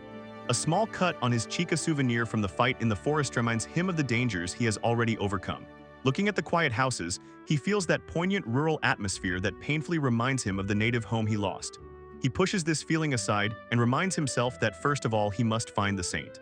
He understands that he must be careful if this is a real trap. Revealing his true identity could turn into a disaster. So he decides that the fastest and safest way to find her is to pretend to be someone else and secretly question the locals. He gathers his resolve, puts on a new mask, and approaches the village gates, encouraging himself. For now, he is not a collector of abandoned skills, but an ordinary traveling merchant. Two guards by the gate did not hide their surprise. A merchant in such a backwater. He plays his role perfectly, with a friendly smile saying he just hoped to find new trading opportunities. He feigns pleasant surprise and tells the guards that he also heard that the famous Saint Sama lives here, adding that he hoped to get one of her free assistments, a perfect excuse to be here. Smiles lit up the faces of the guards, and they enthusiastically confirmed the rumors, pouring out words about how wonderful and beautiful their saint was. He listened to their praises calmly and reservedly, but inside a storm raged. When he asked where to find her, the guards pointed towards the house on the hill standing on the outskirts of the village. They threw out some half-serious warning, don't come up with strange ideas, but their tone clearly said, no one poses a threat to her. He smiles and assures that he will heed their warning. The guards, however, do not stop and praise the saint, saying that he is a master of all kinds of powerful magic. When he sets up a small stall in the village square, he immediately understands why the guard was so careless. People told him everything so easily because they firmly believe in the power of their saint and consider her untouchable. The locals speak about her so enthusiastically. Saint Sama evaluates everyone for free every week and even advises on how to develop abilities, saying that she is a kind, amazing person whom everyone loves. He cautiously mentions the rumors about the missing people he heard, and the villagers confirm them without hesitation. But their faith remains unshakable. They are completely sure that as long as the saint is nearby, the missing will be found and safely returned. He looks at the trinkets on his stall. A shadow falls on his face as he thinks about his sister. These people give her so much trust and faith, completely unaware of the terrible truth. Thanking the residents, he packs his things and sets off towards the path from the village when they say that Saint Sama lives in the house on the hill. These words seem to touch some deep, very personal chord in him and shake him. His thoughts return again to childhood, those times when his own parents abandoned him. Only his sister Nissen was always there in their house on the hill, and her presence was the only consolation. He recalls childhood fights and how, beaten and bruised, he always returned home to the only person who waited for him. He suddenly froze, eyes wide open in disbelief, looking at the house in front of him. It is a cozy two-story cottage at the very top of the hill, and a terrible thought made him whisper that this must be some sick joke. His hand clenches into a fist as he approaches the front door. The architecture is undoubtedly, incredibly the same as in his childhood. He takes a deep breath and introduces himself as a traveling merchant who came to meet the saint. When there was no answer, he pushes the door and carefully steps inside. The room is filled with deep silence and heavy air, full of expectation, as he moves from the hallway to the main room. The room was filled with bookshelves just as he remembered, only everything was covered with a thin layer of dust. For a moment, a fleeting memory flashed before his eyes, his sister smiling happily, carrying a stack of books. He froze in the middle of the room, his eyes darting in panic. Every detail from the placement of the windows to the arrangement of the furniture was exactly like the house he had lost. His gaze falls on the picture on the wall and the last piece of his piece shatters. Vividly in his memory, he appears as a little boy helping his sister hang that very picture in that exact spot. He goes deeper into the impossible house, his voice trembling as he calls his sister, deep terror guiding his steps as he approaches the bottom of the stairs. Breath catches in the throat as he calls her. Agant's voice barely whispers, and the familiar curve of the wooden handrail is at once a memory and a nightmare come alive.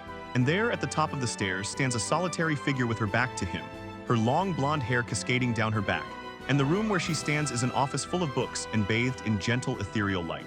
The camera focuses on her feet, elegantly placed on the wooden floor, the silence in the house absolute and broken only by the sound of his intermittent breathing. Slowly she turns back to him, a gentle, friendly smile playing on her lips, and in her eyes a calm acceptance as if she had been waiting for this very moment. She gently places her hand on her heart, their gazes meet across the distance, and in a quiet, calm voice she confirms his deepest fears and hopes, welcoming her dear brother home.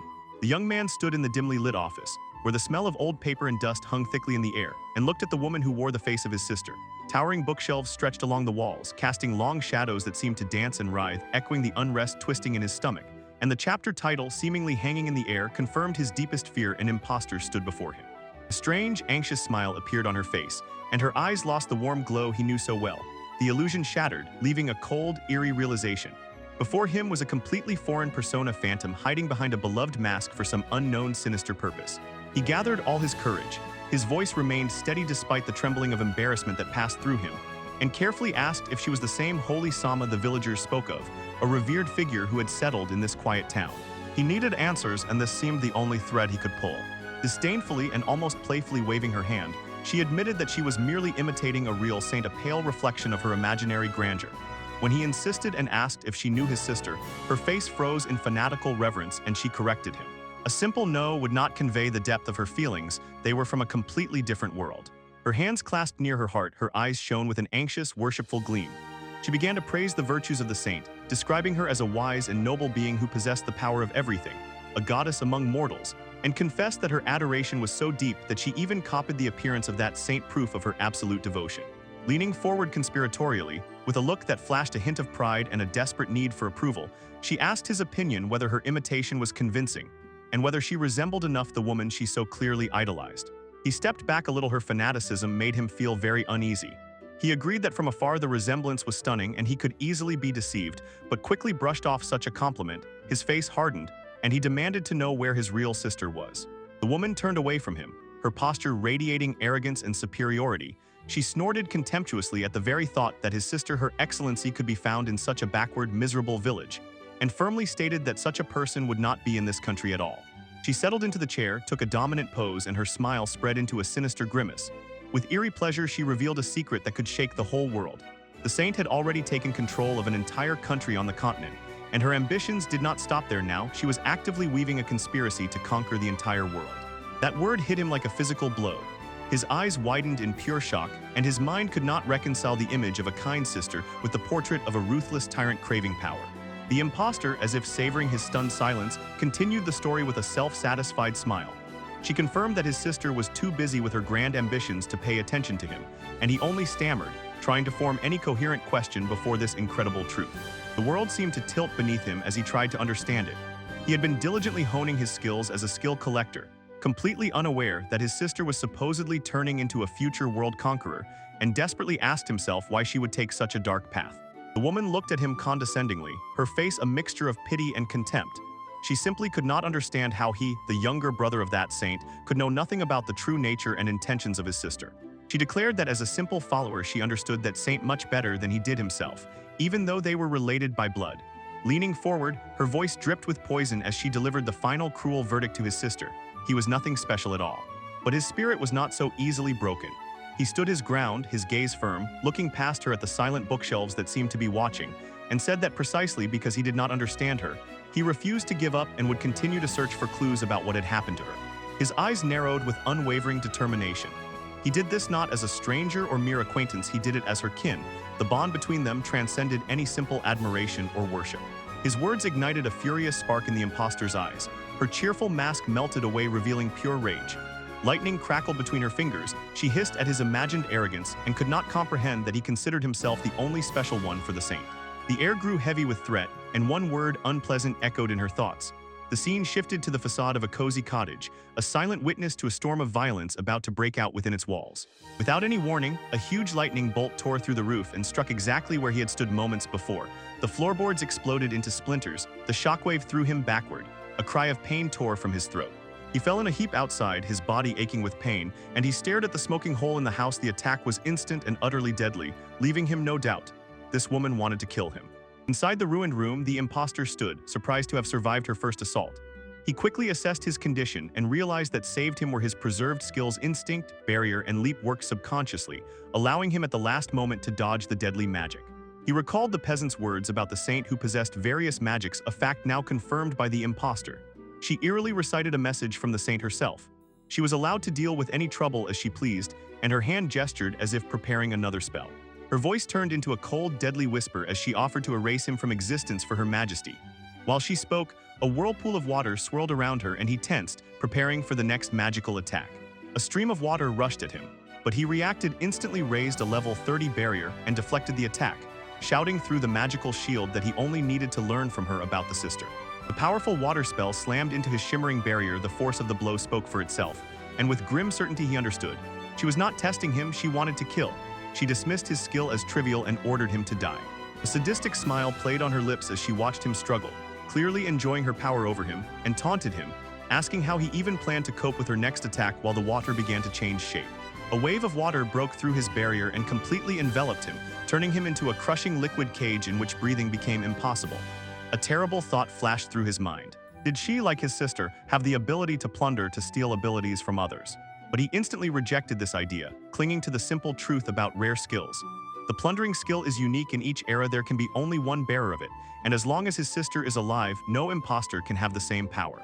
His lungs burned from lack of air, water pressed on him, thoughts raced in search of a solution, and he felt completely helpless. He could not understand where her power came from, because he had no way to analyze her skill. He desperately tried to activate his evaluation skill, but the powerful force completely blocked him. His eyes instantly slid to her neck, where a shining star-shaped pendant hung, an ancient relic, the same as the therapist of his sister had, and he immediately realized that this was the source of interference. Realizing that the necklace was the key, he desperately summoned a burst of wind magic, trying to create a passage. Furious gusts of wind pushed away the suffocating water, giving him a precious moment to breathe and plan the next move. The woman for a moment was even a little impressed by his cleverness. She noticed that he managed to repel her attack. He understood. The only chance was to get close and snatch that necklace, and this was incredibly difficult against a sorceress who strikes from afar. Her eyes again flared with a fanatical gleam as she fantasized aloud about the possible reward, imagining that presenting his dead body to her excellency would inevitably bring her huge praise, true delight. When he heard this, his determination was reforged into steel. He understood that this was an incredible risk, a game for his own life, but he saw no other way. He rushed at her, and at that moment, thick thorny vines burst from the floorboards to stop him.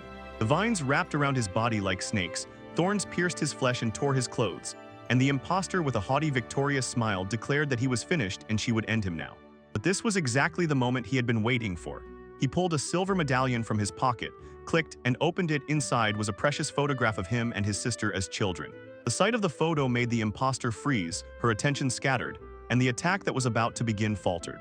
Now he roared, and in that single moment of hesitation activated his instant teleportation skill. The world around him blurred, and he vanished from her sight, taking advantage of the critical gap he himself had created. In less than a heartbeat, he appeared right behind her. His hand reaching for the source of her power, her eyes widened in panic as she realized the mistake, and he coldly said that he finally saw her skill. Suddenly, a spectral panel materialized in his field of vision, revealing her true ability, Mimicry Plunder level 20. It was not an original skill, but only its copy, and below was a list of all the spells she had mimicked from peasants. With one sharp movement, he tore the protective necklace from her neck. His ability to assess finally broke through her defense, and his guess about her mimicry skill was confirmed when she screamed piercingly in outrage and demanded the return of that precious gift she had received from her excellency. She lunged at him in desperate panic, trying to snatch the necklace. Her composure completely vanished.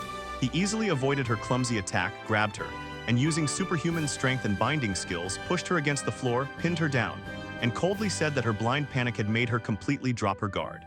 He swung the medallion in front of her face, demonstrating the depth of his knowledge, explained that he knew her mimicry could copy only one known skill at a time, and then shocked her with an offer to give her his stealing skill. The woman froze, struck by his insight, and he continued explaining that since parting with his sister, he had obsessively studied robbery, even assuming that skills like resistance could block him, and he really wanted to test that.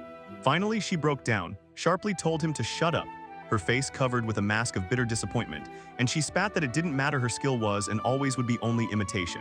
A painful memory surfaced. She saw herself as a little lonely girl who remembered copying lightning magic simply because she thought it was cool and wanted nothing more than to become as powerful a sorceress as the other children. But her attempts to fit in met only contempt and cruelty. Other children gang attacked her, called her a dirty imitator, and pushed her away because of her unique ability. They threw stones at her, their insults echoed in her head, calling her trash and scum. She was mercilessly mocked and terrorized just for the nature of the skill she was born with. She lay in the dirt, tears rolling down her cheeks, and she screamed at the world that seemed so unfair, desperately asking why she couldn't choose her own skills and sobbing over her cruel fate born with mimicry. It was then that a gentle hand touched her head, and she raised her eyes. Before her was a saint who told her not to belittle herself, assured her that her skill was not worthless, and in a sincere gesture of kindness encouraged her to try to imitate his robbery skill, promising to always be on her side. The memory faded and brought him back to the present moment. He squeezed her hand tighter, his voice low and tense as he again demanded that she say where his sister was, grimly reminding her of his full arsenal of skills. But her spirit, forged by loneliness and reforged by fanaticism, was unshakable. She looked at him with an open challenge, making it clear that he had no chance and that the decision was not his. He realized that they would not find out the result until the last moment, but as soon as he said this, his skill intuition screamed a warning about an urgent, stunning danger. A terrible dark energy burst from her body, a fierce, uncontrollable explosion. The entire building was instantly destroyed. The entire building was instantly destroyed. The structure exploded into fragments in a He was thrown into the air like a rag doll, helplessly spinning amid the storm of splintered wood and broken stones. The woman remained at the epicenter of the explosion. Her body was consumed by the very force she unleashed in her last desperate attempt. He fell to the ground, his body battered and bloody, but his strong shields and barriers saved his life again. He got up, groaning in pain, and glanced around at the complete devastation surrounding him. He staggered to his feet, staring distrustfully at the smoking chasm where the house had recently stood. He could not comprehend the destructive force it had just unleashed. Torn apart in the rubble, he found her lifeless body. It was clear she had used a high-level self-destruction spell, sacrificing her own life to try to take him with her. He clenched the star-shaped pendant, and the cold truth struck him. It was not just admiration, but pure, uncontrollable fanaticism, and he realized in horror that his sister kept such a dangerously devoted person close while weaving plans to conquer the world. Behind a row of trees at the edge of the village, a solitary figure in a cloak silently watched as the villagers began running toward the column of smoke and debris. The figure, a true saint, said coldly that the woman had died. She acknowledged that her follower was strong and that it was unfortunate, but ultimately it was her own wish. Finally, she thought that her fanatical servant had at last fulfilled his most cherished wish to give his life for his master. When there was nothing left to watch here, the saint turned her back on the chaos she herself had caused and quietly disappeared into the forest. The young man sits alone in a quiet tavern, finishing his dinner and replaying recent encounters in his mind. Above him hovers a caption, a silent statement. This brief moment is a pause about how dangerous and unpredictable skill trials can be. He silently replayed in his mind the unusual skills of the sister he met. Her dim image flashed in his imagination. She truly impressed. Charm, attractiveness, and temptation at level 7, and at the same time a paradoxical 5 of indifference. He was increasingly amazed by the strangeness of the world and realized reality is often much stranger than any fiction. Although he knew many combinations of skills from psychological to outright magical, he had never imagined anything like nuns, and inside him a spark of curiosity ignited, pushing him to a small experiment. A determined expression appeared on his face. He decided to copy her skills on himself and wondered what would happen if he simultaneously activated charm, attractiveness, temptation, and insensitivity, because the consequences were a mystery, and his curiosity was too strong to ignore. Having made the decision, he looked at his reflection. There was no change on the surface. Convinced that the experiment was ready, he called the nearest waitress to pay. As he stands up and leans over to speak to the waitress, the activated skills begin to work their magic. He simply asks for the bill and his backpack, and an unnatural magnetic attractiveness appears in his movements and voice, immediately drawing her attention. The waitress instantly gets lost in complete confusion, her cheeks burning a deep red. She stammers in response. Her professionalism completely crumbles under the weight of his stunning presence, and she promises to bring the bill immediately. He gives her a gentle, disarming smile and thanks her for the food, completely unaware of the destructive effect he is having. While the waitress looks back, her eyes whirl, she is completely enchanted, and her mind struggles to cope with the strong feelings his aura evokes. Her thoughts race, she tries to understand her reaction, and is amazed when this client, whom she secretly calls Collector-san, started walking around in a shirt with unbuttoned buttons. Suddenly she smells male cologne from him, a small detail her enchanted mind probably invented to justify her strong attraction. He is already turning and leaving, and the waitress desperately calls him back, her voice trembles. She begs him to come again soon, while in the background the status window confirms his active skills. Charm, attractiveness, temptation, and insensitivity all roaring at level 7. As soon as he stepped away, a wave of cold horror overwhelmed the young man. He suddenly realized his fatal mistake, grabbed his head in panic, and recalled with horror that he had kept his insensitivity skills activated the whole time. In the tavern behind, the waitress was left stunned and began to doubt her incomprehensible behavior. When the information gathering fell into Michael's reliable hands, he decided to continue his affairs and wait for news. He himself also knew how to obtain information eavesdropping, surveillance, but was acutely aware that he lacked practice to do it truly effectively. He decided it was time to change that, found a quiet alley to test his level 30 eavesdropping skill, pressed against the wall, and tried to overhear a couple passing by. Although his posture made him very suspicious to passers-by, he was almost immediately caught red-handed. A voice behind him made him flinch, asking what exactly he was doing there. Trying to pretend innocence, he sharply turned around with a nervous smile and asked if he looked suspicious, a question that was too obvious. The one who found him was an elderly priest with a kind face, who simply gave a gentle smile. He told the young man that the Lord sees even the smallest deeds, a soft but clear warning about his questionable behavior. Caught red-handed, he blushed, scratched the back of his head, and apologized for being detained, promising the priest that he would take his words to heart, and hurriedly tried to escape this awkward situation. As he walked away, he overheard two boys whispering as if the priest had just scolded some adult. He squinted a little and looked back. The old man really was a priest. He found himself in front of that man's workplace, a modest church with a large simple cross on the roof. The priest stood at the bottom of the stairs, a friendly figure in front of the house of God. A shadow darkened his face as he looked at the building, and a wave of unpleasant memories overwhelmed him. He had nothing good in the church. It was the very place that branded him worthless in his youth, leaving a painful and defining moment in the past. The priest, unaware of the storm in his soul, warmly invited him inside, saying that the church is a place of peace and rest for all people. And the boy reluctantly forced a strange smile and politely said it was better not to enter. The priest did not give up and offered once again to assess his skills in the church, a usual service they provided.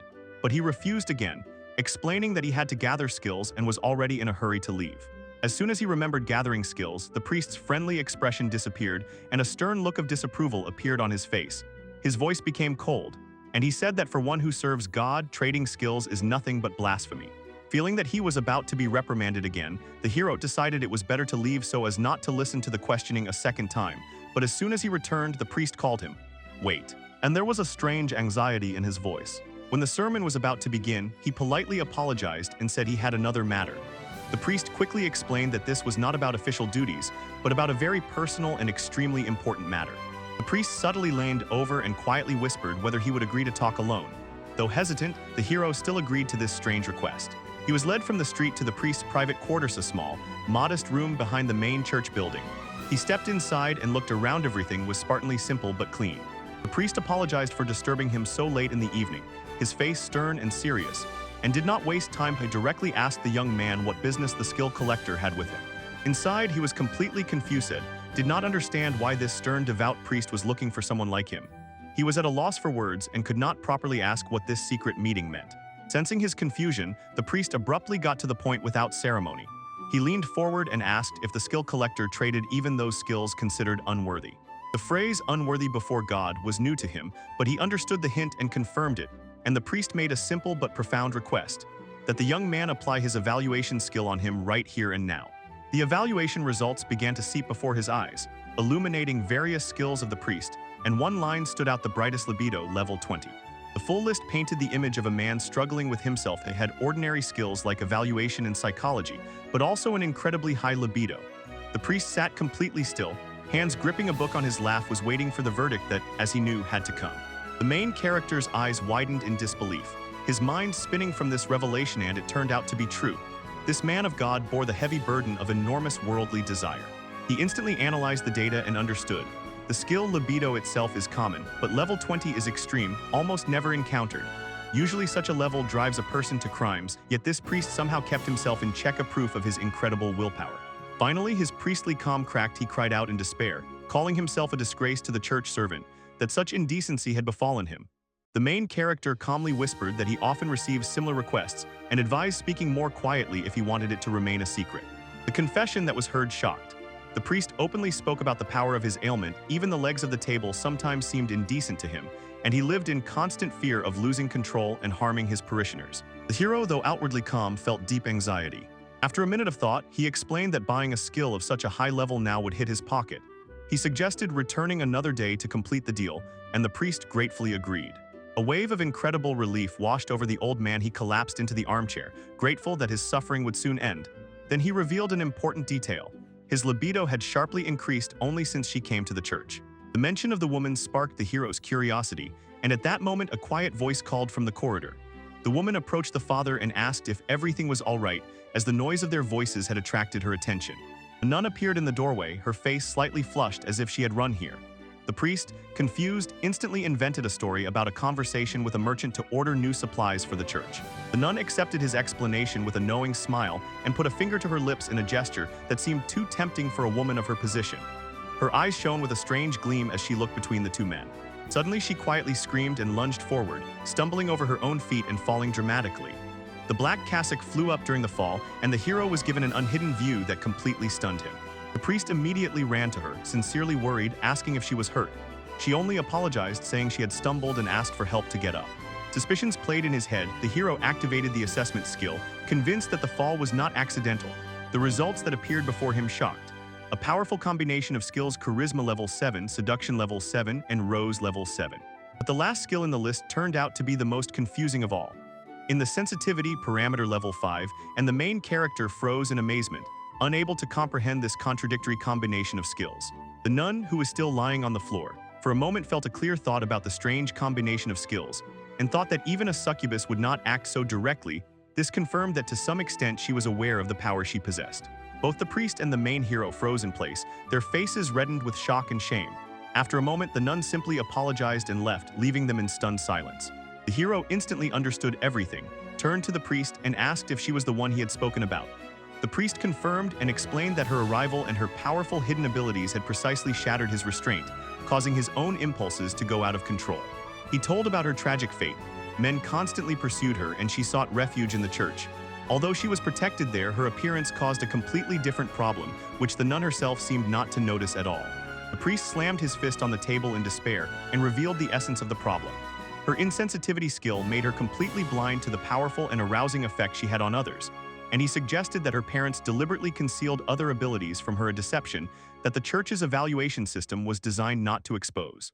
Just then the nun looked into the room again and informed them that she had forgotten to tell them something important.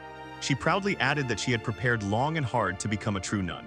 At first, the priestess shone with joy, but when she explained that she wanted to try out a new skill evaluation, and that she would be its first victim herself, this joy instantly turned into genuine horror. She was simply ecstatic, believing that to her, what seemed to her the only skill, insensitivity recognition, had been added. The two men could only watch, their faces pale with horror at the inevitable disaster. Cheerfully saying good night, she left them in panic. The priest whispered that this was the worst possible scenario. If she found out the truth about her abilities, the consequences would be catastrophic. A whole week passed, and the city lived its life under a calm sky. The fourth. The hero returned to the church with cash in hand, ready to complete the purchase and buy the libido skill from the priest. But at the threshold, he was met by the priest himself, desperate, who said that now was not the time. The old man's face became a mask of despair as he shouted the sister's name, and in a choked voice uttered the terrible news: she was no longer there. Chaos reigned in the churchyard.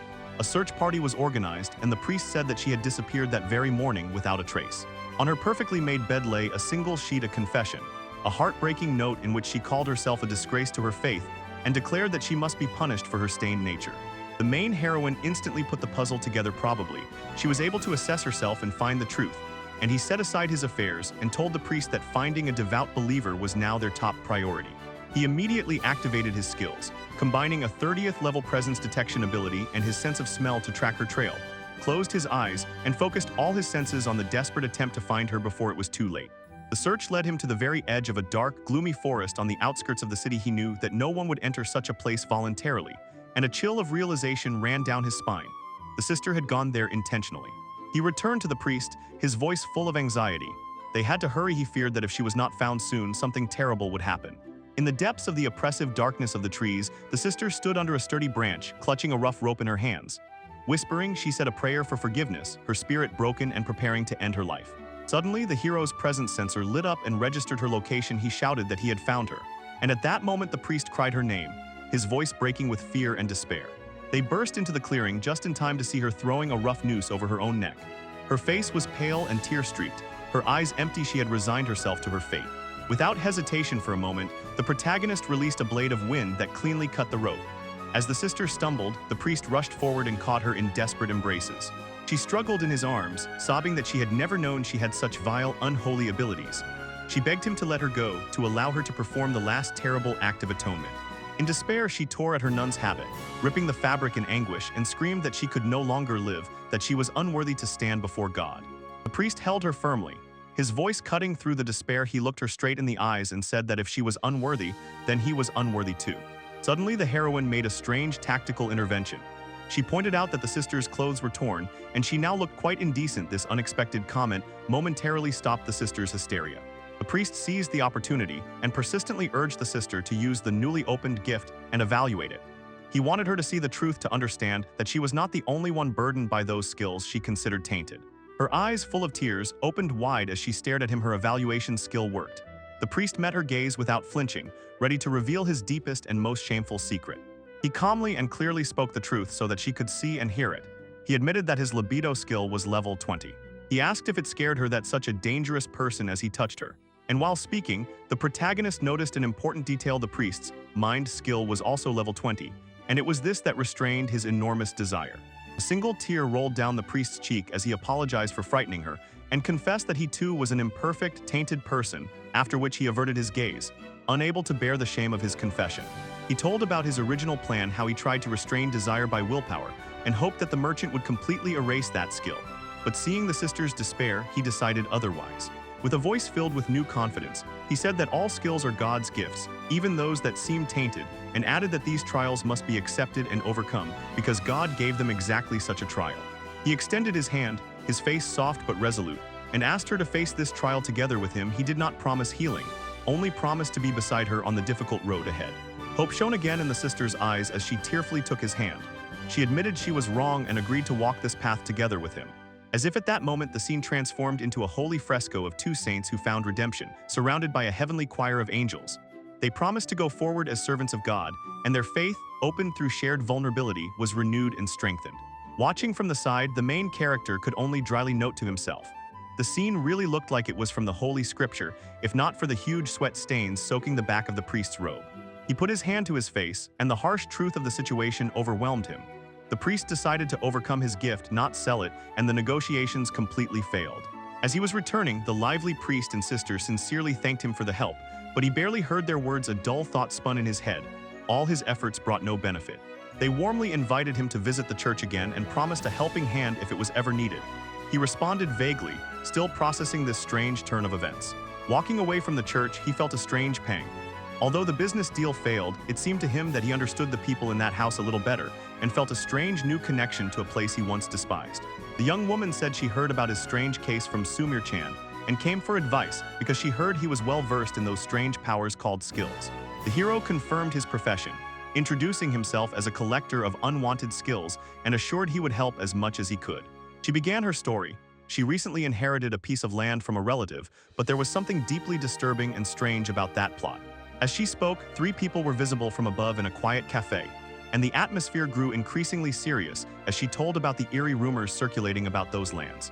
She added that as soon as anyone, even herself, approached that house, they began to feel unwell, and the neighbors whispered that a homeless person with some strange ability had settled there. Being a simple trader, she felt helpless.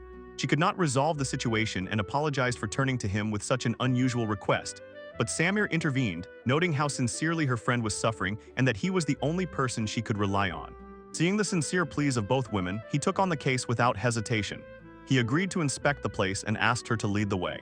They rode in a carriage for some time, the rural landscape passing by the window, 3 sitting close together, and the weight of their mission hung in the air. After some time, the young merchant pointed with his hand to a small village nestled in the hills right ahead and announced their arrival. When they disembarked and approached closer, a strange ruined tower appeared before them, precariously perched on the very edge of a jagged cliff, cut off from the entire town. Sumir instantly felt a heavy, oppressive sensation from the ruin, and the client immediately confirmed that it was the source of the problem. The client said that the tower had stood even before she inherited the land, and people nearby feel so bad that she just wants to blow it to pieces, and almost certainly someone lives inside. Activating his presence detection skill, the skill collector finally confirmed her suspicions.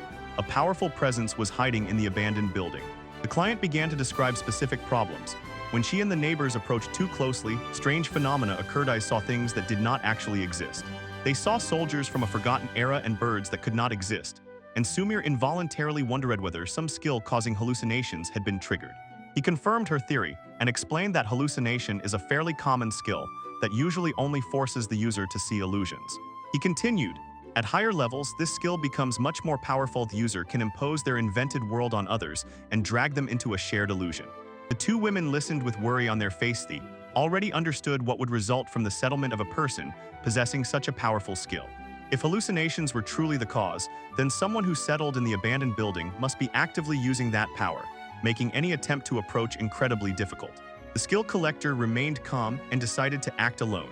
He believed that his special skills would cope with the illusions and might even allow him to buy that problematic ability from the one who caused it. He turned to the girls and ordered them to return, assuring that from now on he would handle everything himself, and this instantly unsettled Samir. She objected, eager to help and worried whether he could really manage alone, her voice trembling with genuine fear for his safety. He smiled reassuringly and said that her concerns were quite enough and that he would be fine. This kindness seemed to calm her nerves as she watched him prepare to set off alone. Focusing, he cautiously approached, fully activating the presence detection skill to stay alert and notice any changes around. He walked along a narrow path, a strange tower looming in the distance, and he knew well that he was stepping into territory that could be dangerous and unpredictable. As soon as he crossed the invisible threshold, the world around sharply shook and distorted. Instead of a simple grassy path, a dense, overgrown forest with huge otherworldly plants grew before him. The ruined tower in the distance was gone. Instead, a majestic, formidable castle stood, its fortifications stretching up to the sky. He stood in the shadow of the enormous fortress.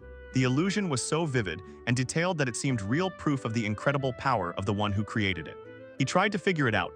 This place was supposed to be the ruins of a tower, but the castle before him strangely seemed familiar, as if it had come out of the pages of a history book. He recalled a map of the continent from ancient times long before the great Kinukeshev nation, when the land was divided among several smaller kingdoms. A chill ran through him as he realized. This was once the kingdom of Rappi, a state that fell 500 years ago, and he suddenly asked himself, was this a real hallucination, or had he somehow returned to the past? He immediately dismissed the idea of time travel. He knew there was only one unique ability in the world that could rewind time. So the only reasonable explanation was a powerful hallucination.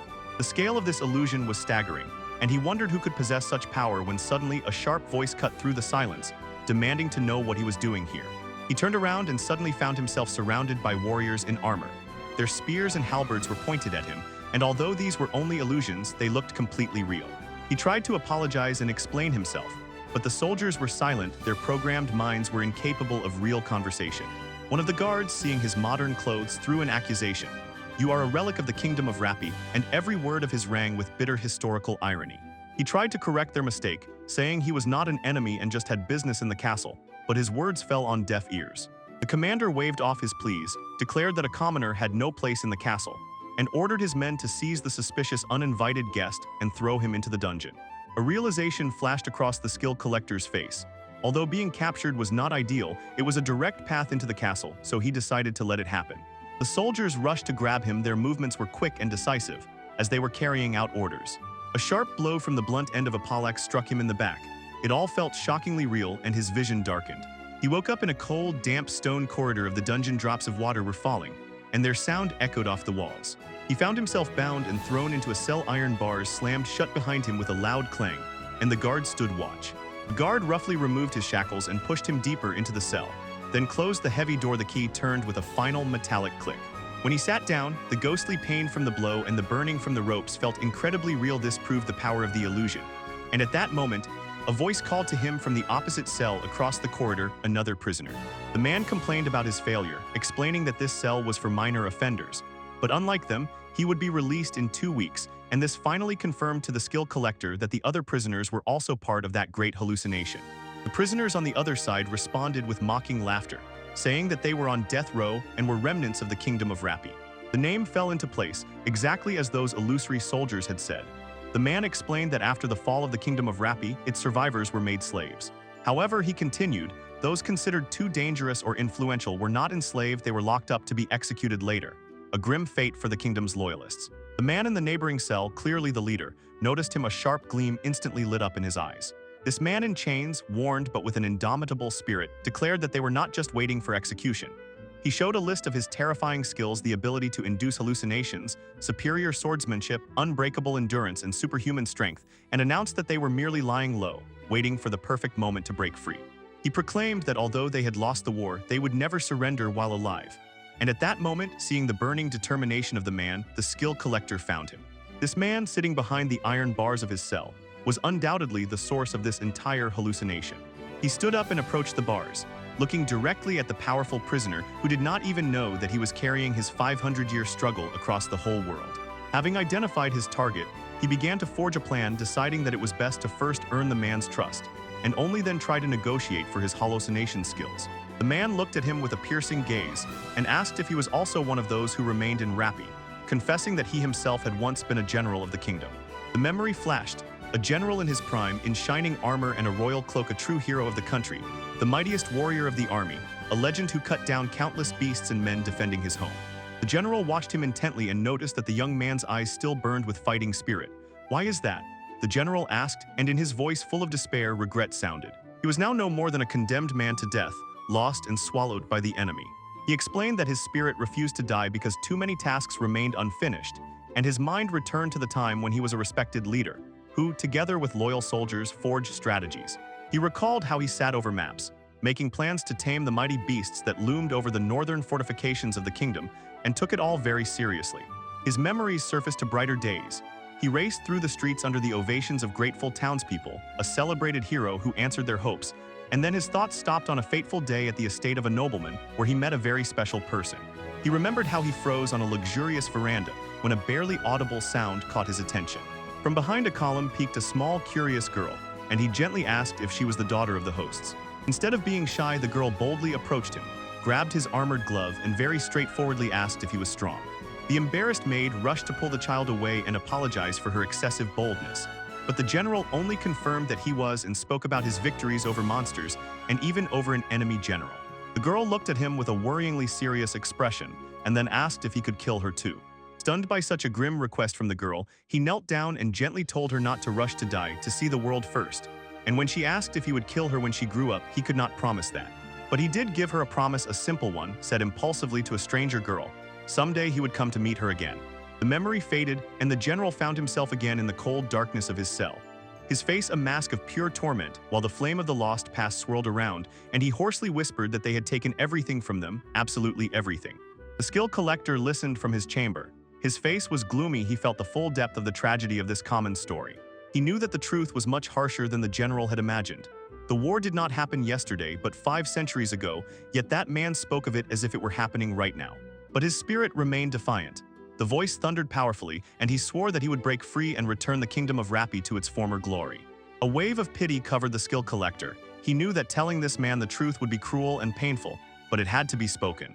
Turning on his resistance to statuses, the illusory ropes that bound him dissolved into the air, and with a quiet click the cell lock opened, leaving the general stunned and bewildered.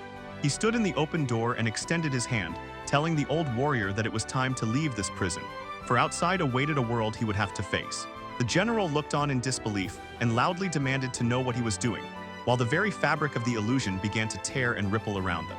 The stone walls of the dungeon dissolved in the light, and all 500-year-old memories shattered like glass. Suddenly they found themselves not in the castle, but on the top of the ruined remains of a stone tower, from where there was a view of a quiet modern village, completely foreign to the general. The old warrior trembled, unable to comprehend what he saw, and the skill collector spoke the final devastating truth. The kingdom of Rappi fell 500 years ago, and the land on which they stood now belonged to the largest state on the continent, Kenakashiv. The general exclaimed that it was impossible, but everything became clear. He had probably died long ago, and his deep unhealed sorrow had bound his soul to this place, feeding on his own skill. The girls returned, and the client added with a tremor, The previous landowner said that if anyone steps onto the plot, things that should not be appear, so this confirms the ghostly nature of the phenomena. On the general, when he finally understood, fell the burden of 5 centuries. Soldiers, castle, prison, all of this was his creation, and nothing real remained from his era. The name of his curse, his ability to create illusions, hung in the air like a ghost. He fell to his knees and whispered that all he had ever wanted was to protect his people. Crushed by sorrow that had festered for half a millennium, he collapsed, clutching his head and sobbing, blaming the very ability that kept his memory alive for his endless torment. Seeing the spirit suffer, the skill collector understood what he had to do. He could not take away the man's pain, but at least he could offer him release from the curse that held him here. He approached the spirit who was kneeling, and in a simple, direct voice offered the general allowed him to buy his ability to summon hallucinations. The general raised his eyes, confused, and the young man explained his unique ability to buy skills from others, assuring the spirit that any skill, even cursed, could be useful if managed skillfully. He continued, saying that it was his business to collect such unwanted skills, and if this power only brought people pain and caused problems for others, he would gladly take it from foreign hands. A small spark of hope flared in the old warrior's eyes when he asked if the collector could really use his cursed skill for good. To this question came a quiet, resolute nod. The skill collector explained the only condition. His power must be paid for, and since you can't give money to a spirit, he offered instead to fulfill a request. The general instantly understood and agreed. The old warrior, now calm and semi-transparent, prepared to voice his only request. His thoughts returned again to that strange little girl he had met so long ago, and to the promise to see her again, a promise he had not kept. He asked the skill collector to find her, to learn if she had lived happily and without regret, and if she had a grave to apologize on his behalf. The skill collector agreed, asking only for her name. The spirit called herself Koyori, the daughter of an aristocrat from the kingdom of Repi, and as soon as this name was uttered, the collector's eyes widened in sudden, deep shock. The image of a luxurious estate behind tall gates flashed in his mind, a place he knew perfectly well when he whispered the name Koyori. On the balcony of that very estate, a young woman, an exact copy of the child from the general's memory, suddenly came under attack. A flower pot fell from the roof and hit her on the head, shattering. She rose from the pile of dirt and broken ceramics, completely unharmed, but her face showed deep, quiet fatigue. She whispered that she had died for the first time at dawn today, and that the skill collector would scold her again because her identity and her cursed ability had finally been exposed. Kyrie Immortality Level 1.